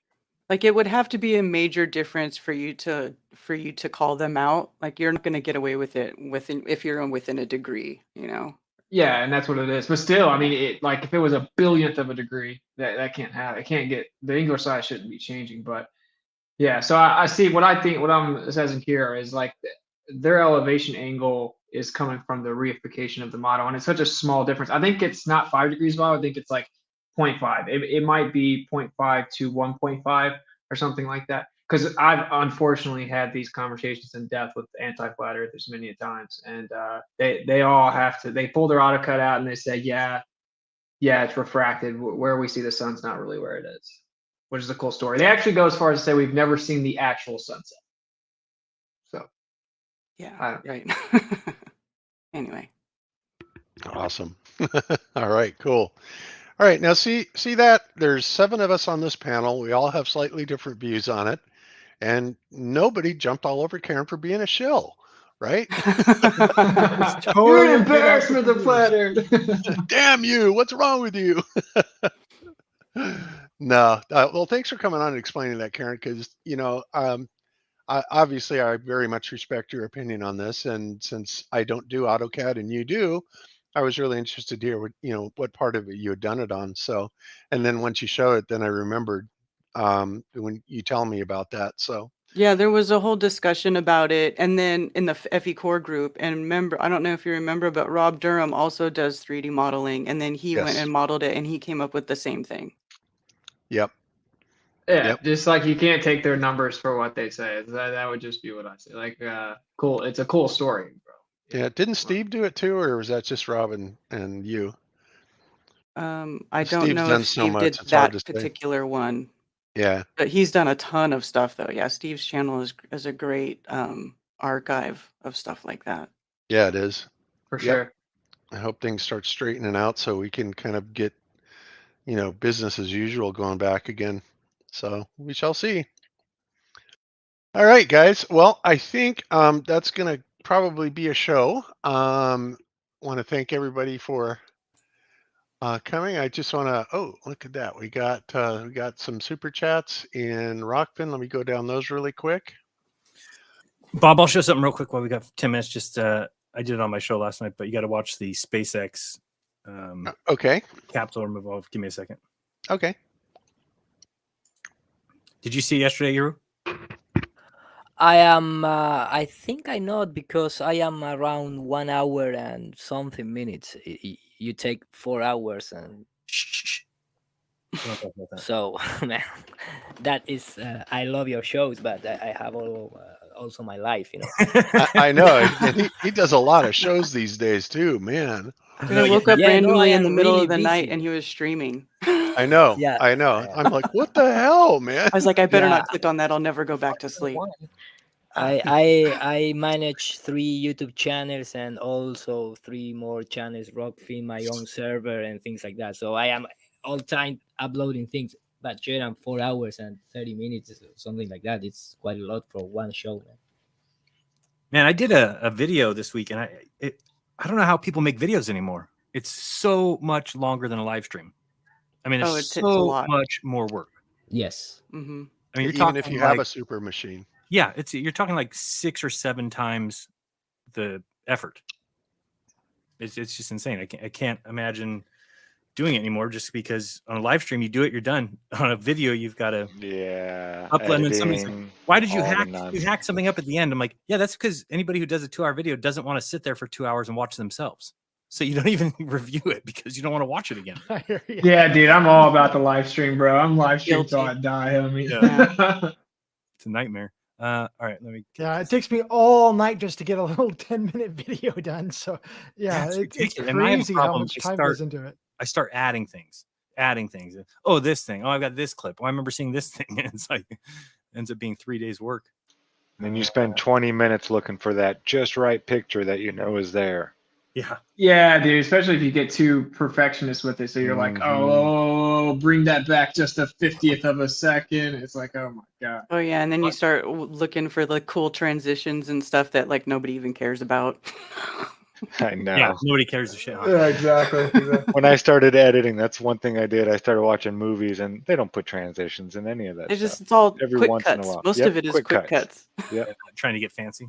So look at this, how funny this is. So this thing's leaving, and watch the RCS thrusters right here. And even the girl that's announcing this laughs at it because I never seen anything like it. I was just dying last night. Watch when it starts squirting its jets. Because I thought it was supposed to like steer it, right? Look at this. Oh Whoa. man. Squirt, What a squirt, squirt, squirt, sprinkler squirt, squirt, system. squirt, squirt, squirt. It's like a sprinkler, bro. Why would you do that? It's supposed to be steering the craft. Ta-da, ta-da, ta-da. But it's like lights from a music festival. It's like a club. Listen to her again. She laughs at it much. That's the funniest thing I've ever seen. Like, that's not steering. That'd be like driving down the freeway, jerking your wheel left and right as much as you could. So though thruster has much power than the vacuum of space. I mean, it's still being spread like a cone instead of being completely spread, 180 degrees immediately. Right. So Ear's got a good point. So this thing's coming out. Why wouldn't it go out this way? Oops, you can't see my mouse there. Yeah. It should go immediately. Just everywhere. Immediately, of course. Not in a I mean- straight stream like this. What's keeping that coherent? Yeah, free expansion of gas in Yeah, a vacuum in your produces ass. zero work. Therefore, that thing ain't going nowhere. Well, I want to know, where is this supposed to be at? The precision of whatever's coming out of here is incredible in a vacuum. I'm gonna need to get some notes and here. we don't see this on the Apollo mission, for example. No, nothing like that. Okay, listen to her laugh here. She comes on.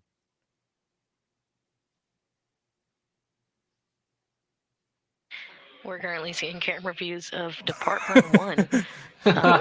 You can see those thrusters firing. Why would you do that? Like, yeah, we can. If Man, you're that supposed to thing go a should be little all bit over left the or- place. You're supposed to go a little bit right, then you just squirt once. You don't need to. And notice how the craft does not move at all. All this thrusting going on, and there's No, craft wait. just No, all that's the doesn't move. point. That's Can the you see point. this little? You know how I got my mouse down here? Watch this craft like as I move this mouse right here. Like, look how it like swings on like a. See it? Just on a like a pendulum. Mm-hmm. Oh wow, yeah, it goes up. Yeah, It's swinging on a pendulum there. dude, they're literally just like in a warehouse with little toys tied Laughing. to strings, laughing. Yeah. Robotic arms. Yeah. And then watching this thing Yeah. fall. This thing's like supposed to be falling to Earth. Oops, press play. What? Bro. No, That's that was not the right. camera. No, that was the camera Oh, moving. pathetic. Was Are you sure? camera It's supposed pan. to, I think it's falling to Earth.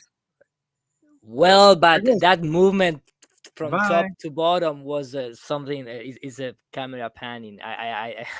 It's Yeah. not falling the object. Yeah, I don't care what's going I don't on. That buy looks that. so I don't buy stupid, dude. It looks That so looks fake. so Of course, European. of course. Looks so fake to me. If you're just joining us, you're watching live coverage of the departure of Dragon cargo craft SpaceX It's like- CRS-25. And like they're like, oh, congratulations on toilet. good mission, this and that. I was like, what are you talking about? They haven't even gone through the atmosphere yet, which would be the scariest shit ever. Remember the Columbia? Like, Dude. don't remember you burn up and It's they like just a got the thing toilet. opened and shit. So What we should start doing is, you know how people do like the mock narration or like We should. announcers of like, yeah, we should do that. Like instead of with sports, just like sarcastically commentate the launches. Obviously not 5 hours Bad long. lip I'll do reading, that right? all day. That'd be so much fun. It'd be hilarious. 'Cause You gotta it's stay in just- character though. You gotta stay in character. shit, yeah, I guess like I love GNN. I thought it was hilarious, but we got a lot of complaints about it. I like to do that. too. Can't make everyone. You're an embarrassment to Flat Earth, bro. Well, yeah, I know. Don't ask me. Don't ask me how your dad's face. I'm not answering. I'm personally embarrassed, bro. I know. I couldn't believe that line. It's like, really? You're embarrassed? Dude, the Oh my virtue God. signaling is repulsive, man. My goodness. I'm embarrassed for Flat Earth. How do my balls taste? I'm Right, and then they say what electromagnetic fields don't exist, or what Yeah, is it they say? That's the Electromagnetic stupidest thing I've ever waves, heard in yeah. my life. And then they my say God. It light. just doesn't exist. There Dude, are they no say unseen light- forces. Light light is not electric nor magnetic. Okay, what's magnetism? I don't know. Okay. Oh my gosh. What are you doing, dude? The other Yep. thing I was looking at, I'm trying to find the wait, which is the mission? This one, yeah. So, and I want to go back and look at all their old footage because I'm always concerned now with like how are they slowing down so fast? And this craft here, which is gonna where's that here? So it starts Also coming down used here. on a future mission. Turn that off. Today's mission. And you're looking at the speed here, and this is why they switch cameras. Watch because okay, so right here is 129. Yeah, the speed is the best thing. Yeah, it's so funny because it's like Completely. 7,000. Okay, so right now this is at 7,000 kilometers per hour at 130 kilometers in the sky.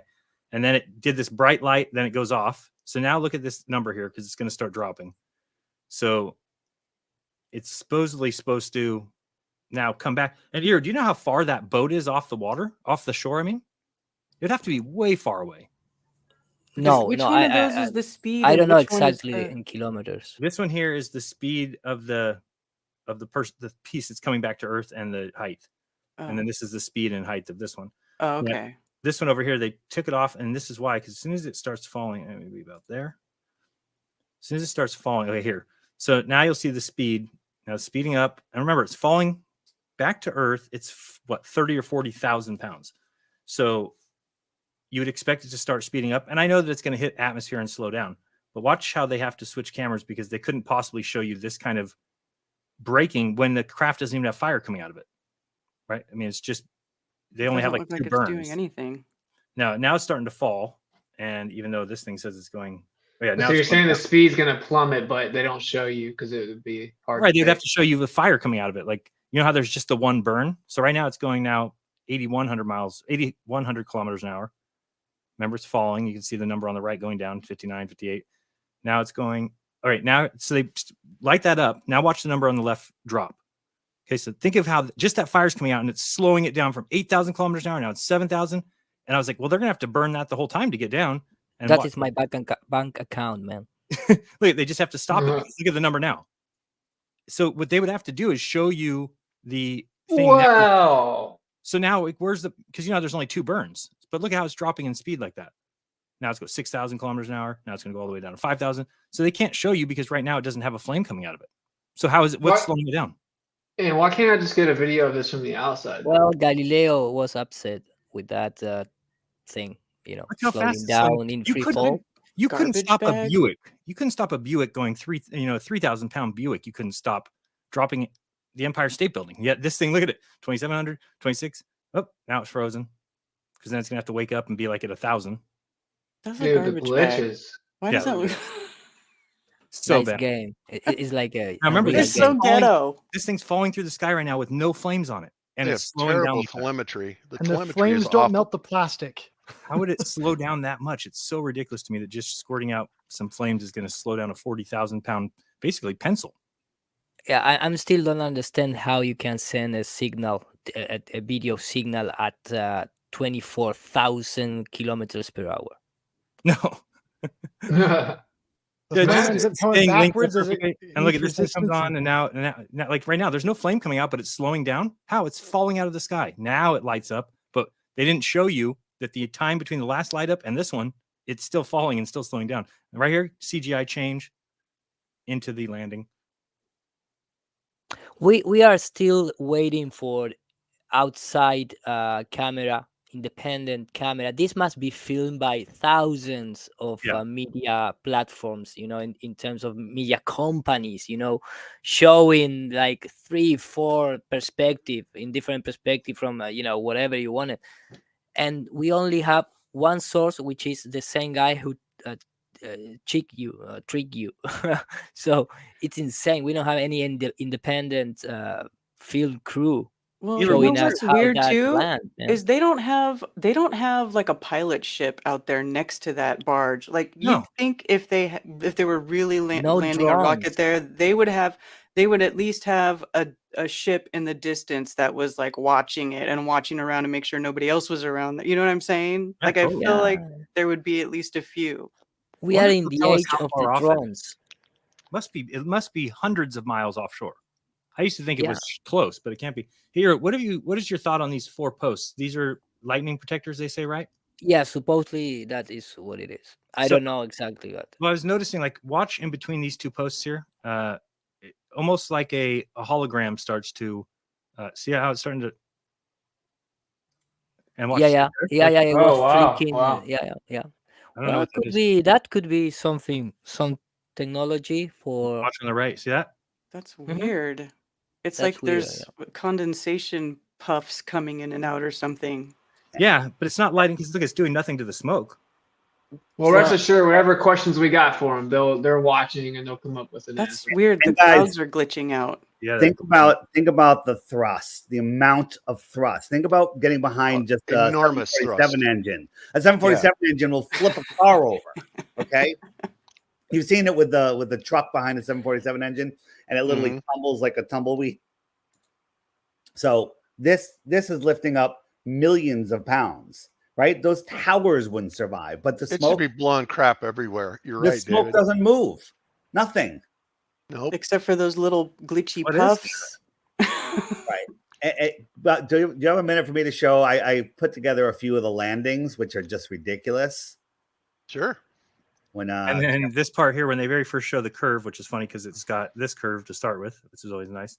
And then this one, but they're at 90 kilometers, which is about 55 miles or so. And then you just have to go and play Neil deGrasse Tyson say nobody can see a curve from 55 miles high. Right. It Yeah, looks of like course. they're out there next to the red car. What are they called? With the Tesla. The Roadster. Yeah, the Roadster. All right, I'll stop sharing. Okay, David, whenever you're ready. All right, let me share screen. Oh, where is it? Here it is. All right, you can see that, right? Yep, we gotcha. All right, so this is just the first one. This, they put the legs down at the last second, smoke out of nowhere. Like, where did that dusty, dirty thing? Did you see the piece of debris going over the left? Can you see my mouth? Mm-hmm. Yeah, some smoke on Yeah. demand. Yeah. So what is that? I mean, It's like an After Effects filter. yeah, that is just ridiculous. And then the stability issue. Think about the stability. I mean, you You're about watch 40 seconds away or 30 seconds away from Turn the volume down a little bit. entry burn on first stage. All right. So now imagine Second this. stage continues This to is go look at the nominally. clouds on the left here.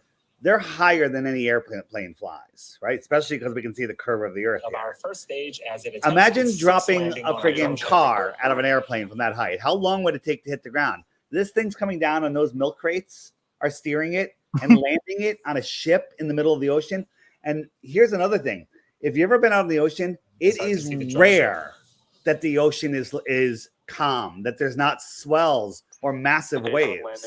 But always they have this perfect raft sitting there, not rocking back and forth. Yep, like it's in the middle of a lake or something. It's like- right, and then again, bam, Sometimes the the video cutout. cuts out. It just It's secret. The position of the bark is secret, or I don't know. I've right never in seen them the- say where it is. yeah. So Yeah, this because- is another one, and then watch on the right. They always cut back and forth. I think they do this on purpose. We got a nice curved Earth here, and then it'll cut to the other side. Well, it's going to switch now. Coming into view. And there's always something like the camera cuts out because of the vibrations on the ship, on the drone ship. Like where, like that could be We somebody are in- holding it. Like Yeah, that could we be a are- model. Someone's holding it at the top, right off camera, and just putting it down with their arm. Come on, man. We are in the age of drones. Everything is filmed by drones, and everything. You get married, a drone is filming around your car when you arrive to the church, whatever. These So- guys never use nothing. Right, and the ship vibrates so much that the camera cuts out, but the engine on the rocket doesn't have any vibrations and doesn't cut out. Right? That makes a lot of sense. What about a view from a mile away? How about a view from a mile away or 2 miles away? Like Karen said, there would be a ship there watching. I mean, look Right. at how nice it is on the ocean. Why aren't there just regular people off on the horizon at least? Yeah, Like, what Well, do, they don't- what do they we don't got to let do to anybody get? close. They don't What let do we any- got to do to get the location? We got to take the Jesuit oath to get the location of this That's thing. all. No, you need to take a So- look at the partner of the clouds. It gets worse. We get concave again, and then back and forth, concave. So look how high they are. Just think how high that is. We don't fly that high when we're in airplanes. How fast has this thing have to do to get to the ground in the amount of time that they show? It's I just checked. It's absolute- 800 miles is how far off the short is. So it is far. that first stage. That's pretty far. That's Yeah. really far. Wow, how 900 convenient. Hold on, 800 miles. 800 miles? There's That's what no they said. chance Wow. that the conditions of the sea aren't going to pick up at some point and knock that thing over. How do you carry a top-heavy, tall, thing? 800. How do they stop it from falling over? Okay, this Pretty I much feel like good this is engineering. even more of a reason for them to have their like recovery ships out there. 800 freaking miles and no Yeah, well, recovery ship? That's a joke. Come on. Well, here's The military would never operate like that. Well, that's the furthest. Never. Furthest drone ship position is 1239 kilometers downrange. Normal is 675. What's 675 kilometers? Probably 400 miles. Yep. Landing burn, startup. Again, convex, concave, Stage 2 FTS has and no one ever addresses why this tinfoil is rippling. Of successful landing burn startup. Yeah, I've never understood that either, unless it's The mice running around underneath it. Getting just one Merlin engine in preparation for landing on the And also, it goes up so high, the Earth is spinning. We know that there's heavy winds up there, 100, 200 mile an hour at sometimes. How the hell does this find its way back to that ship? And sometimes they do it at nighttime. They can't land a friggin' Harrier jump jet at nighttime. also a call out there That for has second 4 engine cutoff. stabilizing, fans. I mean, maybe they can, but not easily. But this is all landing without anybody there. Landing like deploy. No one, like, does that drone ship drive it back by itself, or is there another ship out there that a tugboat that pulls it in? No, supposedly it's an autonomous spaceport drone ship operating on the Pacific Ocean. And 100 for miles. it Vandenberg travels- Air Force Base. and it travels 800 miles back to shore with that thing standing on it. Yeah, right. 800 miles away, and the sea calm. I don't think so, Tim. A tiny Wait. wobble would knock Eight- it over. Yeah, and 800. That means it can't travel faster than what? 10 miles an hour. That's fast. That's fast. Yeah. That's fast. You could enter in the yacht race. Apparently, it's located on the United States Army base on the ocean. So So this nobody one, can Yeah, it get is. close. So this one, it just froze. They didn't know what to do, and then they just cut away, and they go back to the other thing, and they never mention it again. Stage is the landing burn. They're like waiting for the landing. Oh, and the first stage is doing great, and they never go back to it. Crazy. Wow. Good shot. Yeah, well, On you the got to first watch stage, you the can actually last see one those coming up in a griffins second. actively steering the vehicle. Stage 1 landing burn. Yeah, those are steering the vehicle. So Those are a like the single jets that Merlin Jaron just engine showed. on Look, first turn stage in right, preparation for left, landing. left. Get it? Like, there's no way.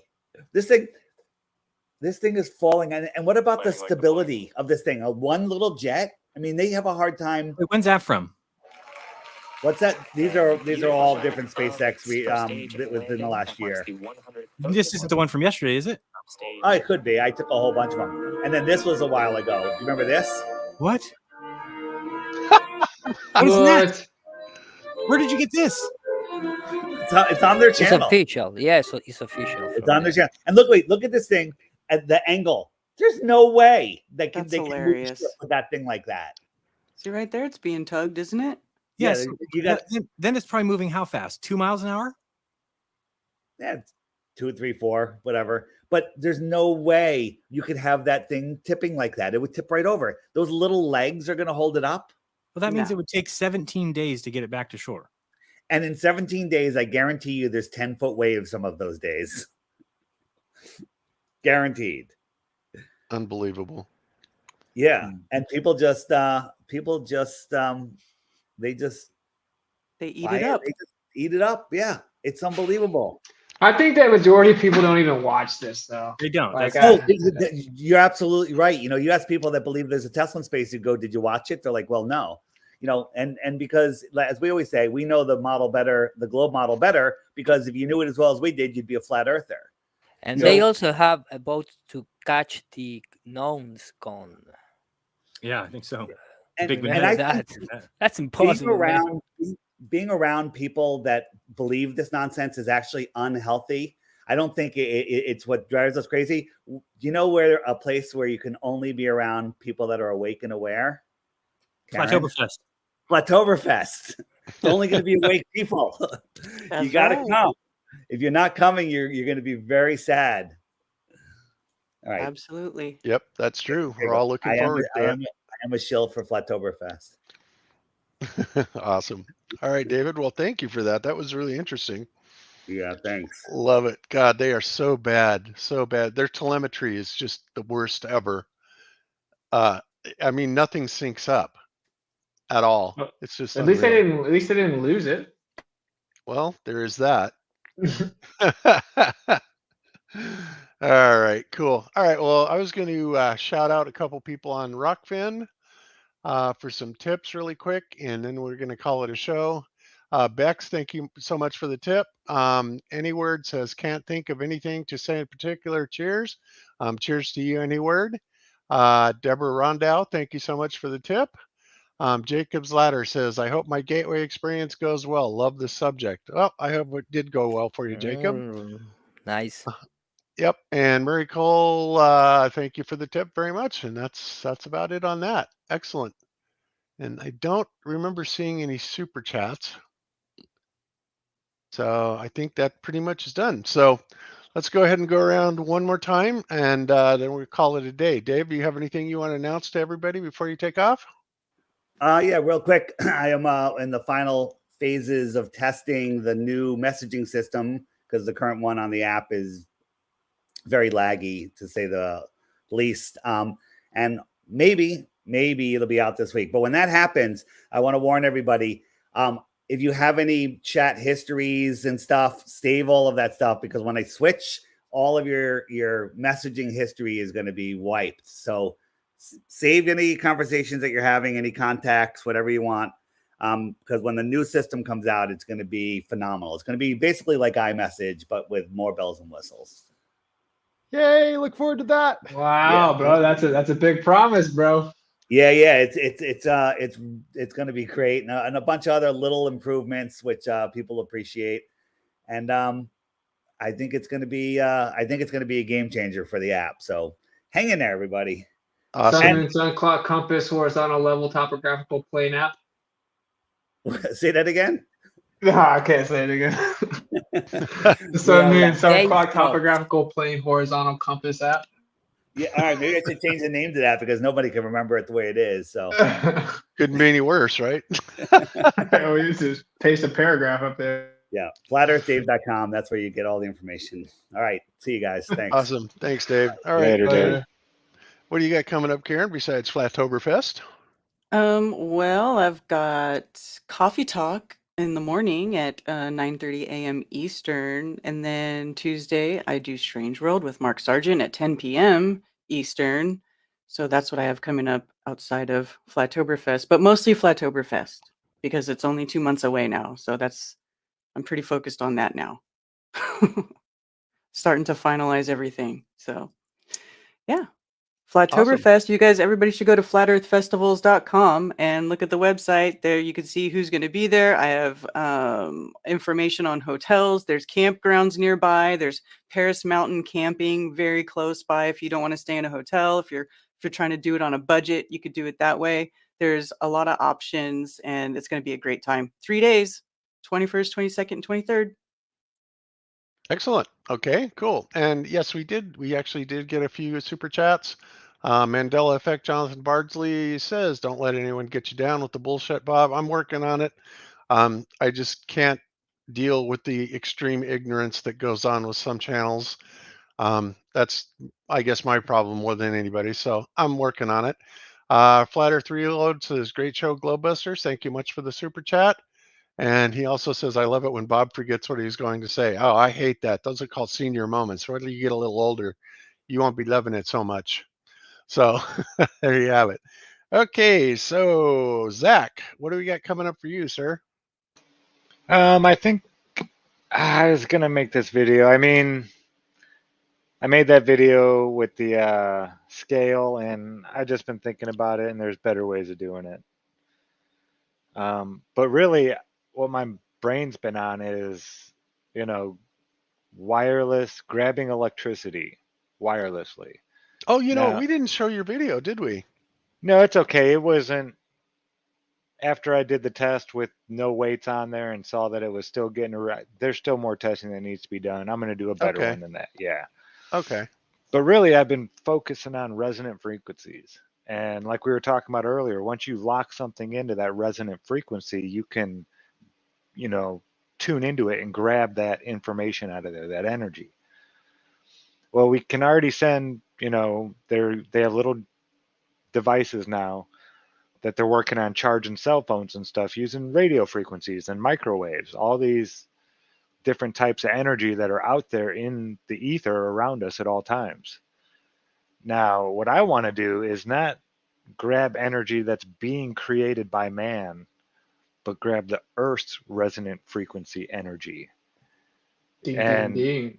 Yeah, I did the math. Well, I didn't do the math. A very smart young man who built a Tesla coil and built his own receiver and transmitted, energy wirelessly, knows how to, it's amazing how much it has to do with frequencies and like antennas. How much higher is it than 7.63 hertz now?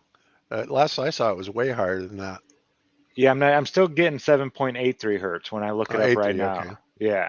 But I'll have to, you really need to know that kind of stuff. But at 7.83 hertz, at a quarter wavelength, it's 31 million plus feet of wire. That's a lot of wire. Now, if you 6,000 went miles. the whole wavelength, Bob, would that reduce it by 4 times? Is that how that works? No, but you don't have to have a full wavelength either. You can usually do a quarter and eighth wave, and that typically works for, EM radiation. But we're talking about something that is almost below the audio band. So, and this is the thing about 0-point energy and the frequencies that Tesla uses is not what they teach you about in electrical engineering school. So I'm afraid, unfortunately, Zach, I can't be a lot of help on that. So we're going to have to kind of rely on your buddy that's actually doing it. Yeah, I'm going to start trying this stuff out. Just building small little Tesla coils and receivers and sending energy out and collecting it. And then, but I think the energy is already there. We know it's there. It's all around us. Oh, it's and definitely I think there. That's what we really need to be working on. Not creating energy and sending it, just gathering. Just that harvesting energy. it. Yes. Yeah. Yep. Cool. Okay. All right. Let's slide down to Kyle Adams. Kyle, what you got coming up, sir? Well, I've got 2 different videos on eclipses that are still coming out here. A bunch of stuff I want to say more, and some different observations that have been found that I thought were really strong. If you thought the last one was strong, this next one is like way better. So, yeah. Cool. Yeah, I also went and did the refraction experiments from Orphan Red, and I had some really unexpected results on that, and so I don't really know where to go with that one anymore. So, yeah, so I'm kind of trying to figure out what to do with that information now. But we'll see. Okay, well, post it in the Globebuster chat, and we'll see if we can figure it out. Okay. All right, sounds good. Austin, down to you. What's up? What's coming up, sir? Besides, you're probably going to be over here maybe sometime tomorrow afternoon to pick up your system. Yeah, sure, that could work. Okay. Yeah, that's it. Yeah. I still have to reload the OS on it because we've got all the junk on it that Zach and Jaron had on it, games and all that stuff. And we're going to reload it clean. And it's got Windows 11 on it. And so hopefully tomorrow afternoon we'll have it ready for you to pick up. Awesome, man. That's super exciting. So, Yep. Yeah, there you go. I guess that's what we got coming up. I'll grab that, which is I'm just way too excited for that, and then I'll throw it in here, try to set everything up, and then get back to streaming. And I have a bunch of cool little shows. I started a Discord to host a couple other shows that I'm gonna do. So that should be cool. And then it's called the Miswits, and we are going to Tennessee this weekend. So if I do launch my YouTube, it will still have a little pause on it this weekend because we have a little baby shower with my familia in Tennessee. And yeah, that's about it. I will be, of course, giving a presentation on the ether and basically how it's a necessity of a logical framework to even explain any phenomenon. You either have atomism or that, and so there's only one logical framework, etc. And looking forward to doing a show with you on it as well. And yeah, it's pretty much it. So I know I've been telling everyone a lot of stuff coming for a long time, but it is actually about to happen, and should be cool. Yep, very good. Yep, been waiting on these machines, and of course Sean Hibbler is going to be just thrilled. He can hardly wait. So yeah, I'm anxious to see what you guys do with these. It's going to be great. Excellent. Austin, I'm sorry, 1 second. Oh, go ahead. Austin, you can have a baby shower for your FE family too. Here, there's a whole bunch of us here. Remember us? Oh yeah, okay, touche. Okay. Well, I'm Just down. Let's saying. do it. Let's set something up in South Carolina when we get back. All right. That's right. Babies are expensive, man. We all know. Oh man, I'm already finding that out big time, my man. Yeah. That's- You It's wonder all how good. you ever afforded them in the first place, but you just somehow do.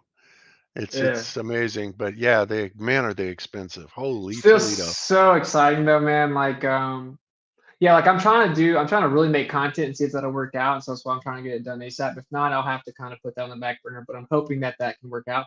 But it's really exciting. We started filming the baby kick pretty recently, and so that's a crazy experience. You know, like me being able to film the baby kick from the outside. So yeah, it's cool, man. I'm sure it's gonna come with a lot, but I think it's kind of why we're here. Yeah, cool. When is she due? December 26th. Ah, okay. So yeah, maybe we can get something going on by the Flytoberfest. Yeah, To yeah, that'd be get cool. you some stuff. Make a wish list. You know how they do. Yeah, a little registry or whatever. Yeah. Yep. Cool. Cool. All right. So let's see. Iru. What you got I'm coming up, here. sir? Well, we are very excited because in a few days, well, not few days, 2 weeks, approximately 10 of September, our big Flutter conference in Barcelona for 500 people. And then because a lot of people get out, I don't know how to say in English, sorry, but a lot of people cannot enter into that conference because all the ticket was very quickly sold out. We're gonna to organize another one for 200 people in Menorca, which is an island in Spain, and Nice. that shows how much people want to be together again and start questioning the system, which could be a little danger. But if we are a lot of people, million of people, well, I think that the force is our side. Yes, good job, Iru. I'm glad you're doing conferences. That's great. Yeah, we never stop. We never stop. Indeed, Me either. I never know that. stopped. Yeah, we never stop. I just, three months ago, on 25 of May, we organized the first in Argentina for also 600 people, and it was a complete success. And again, people came from Chile, from other countries around Argentina, near to Argentina, and of course, the only time that we stopped was for the the band thing. But if not, we are going to continue. I am waiting to go back again to United States. Indeed. I was about to say, when are you gonna fly out here so I can meet you, man? I'm trying to meet you, bro. Stop. What's going on, bro? And I ask again. I don't know how things are in terms of the vaccine passport to enter into United States. No. Well, I don't know about leaving where you're from, but you can get in here no problem, from what I understand. Okay, Yeah, everything should have opened up now. All right.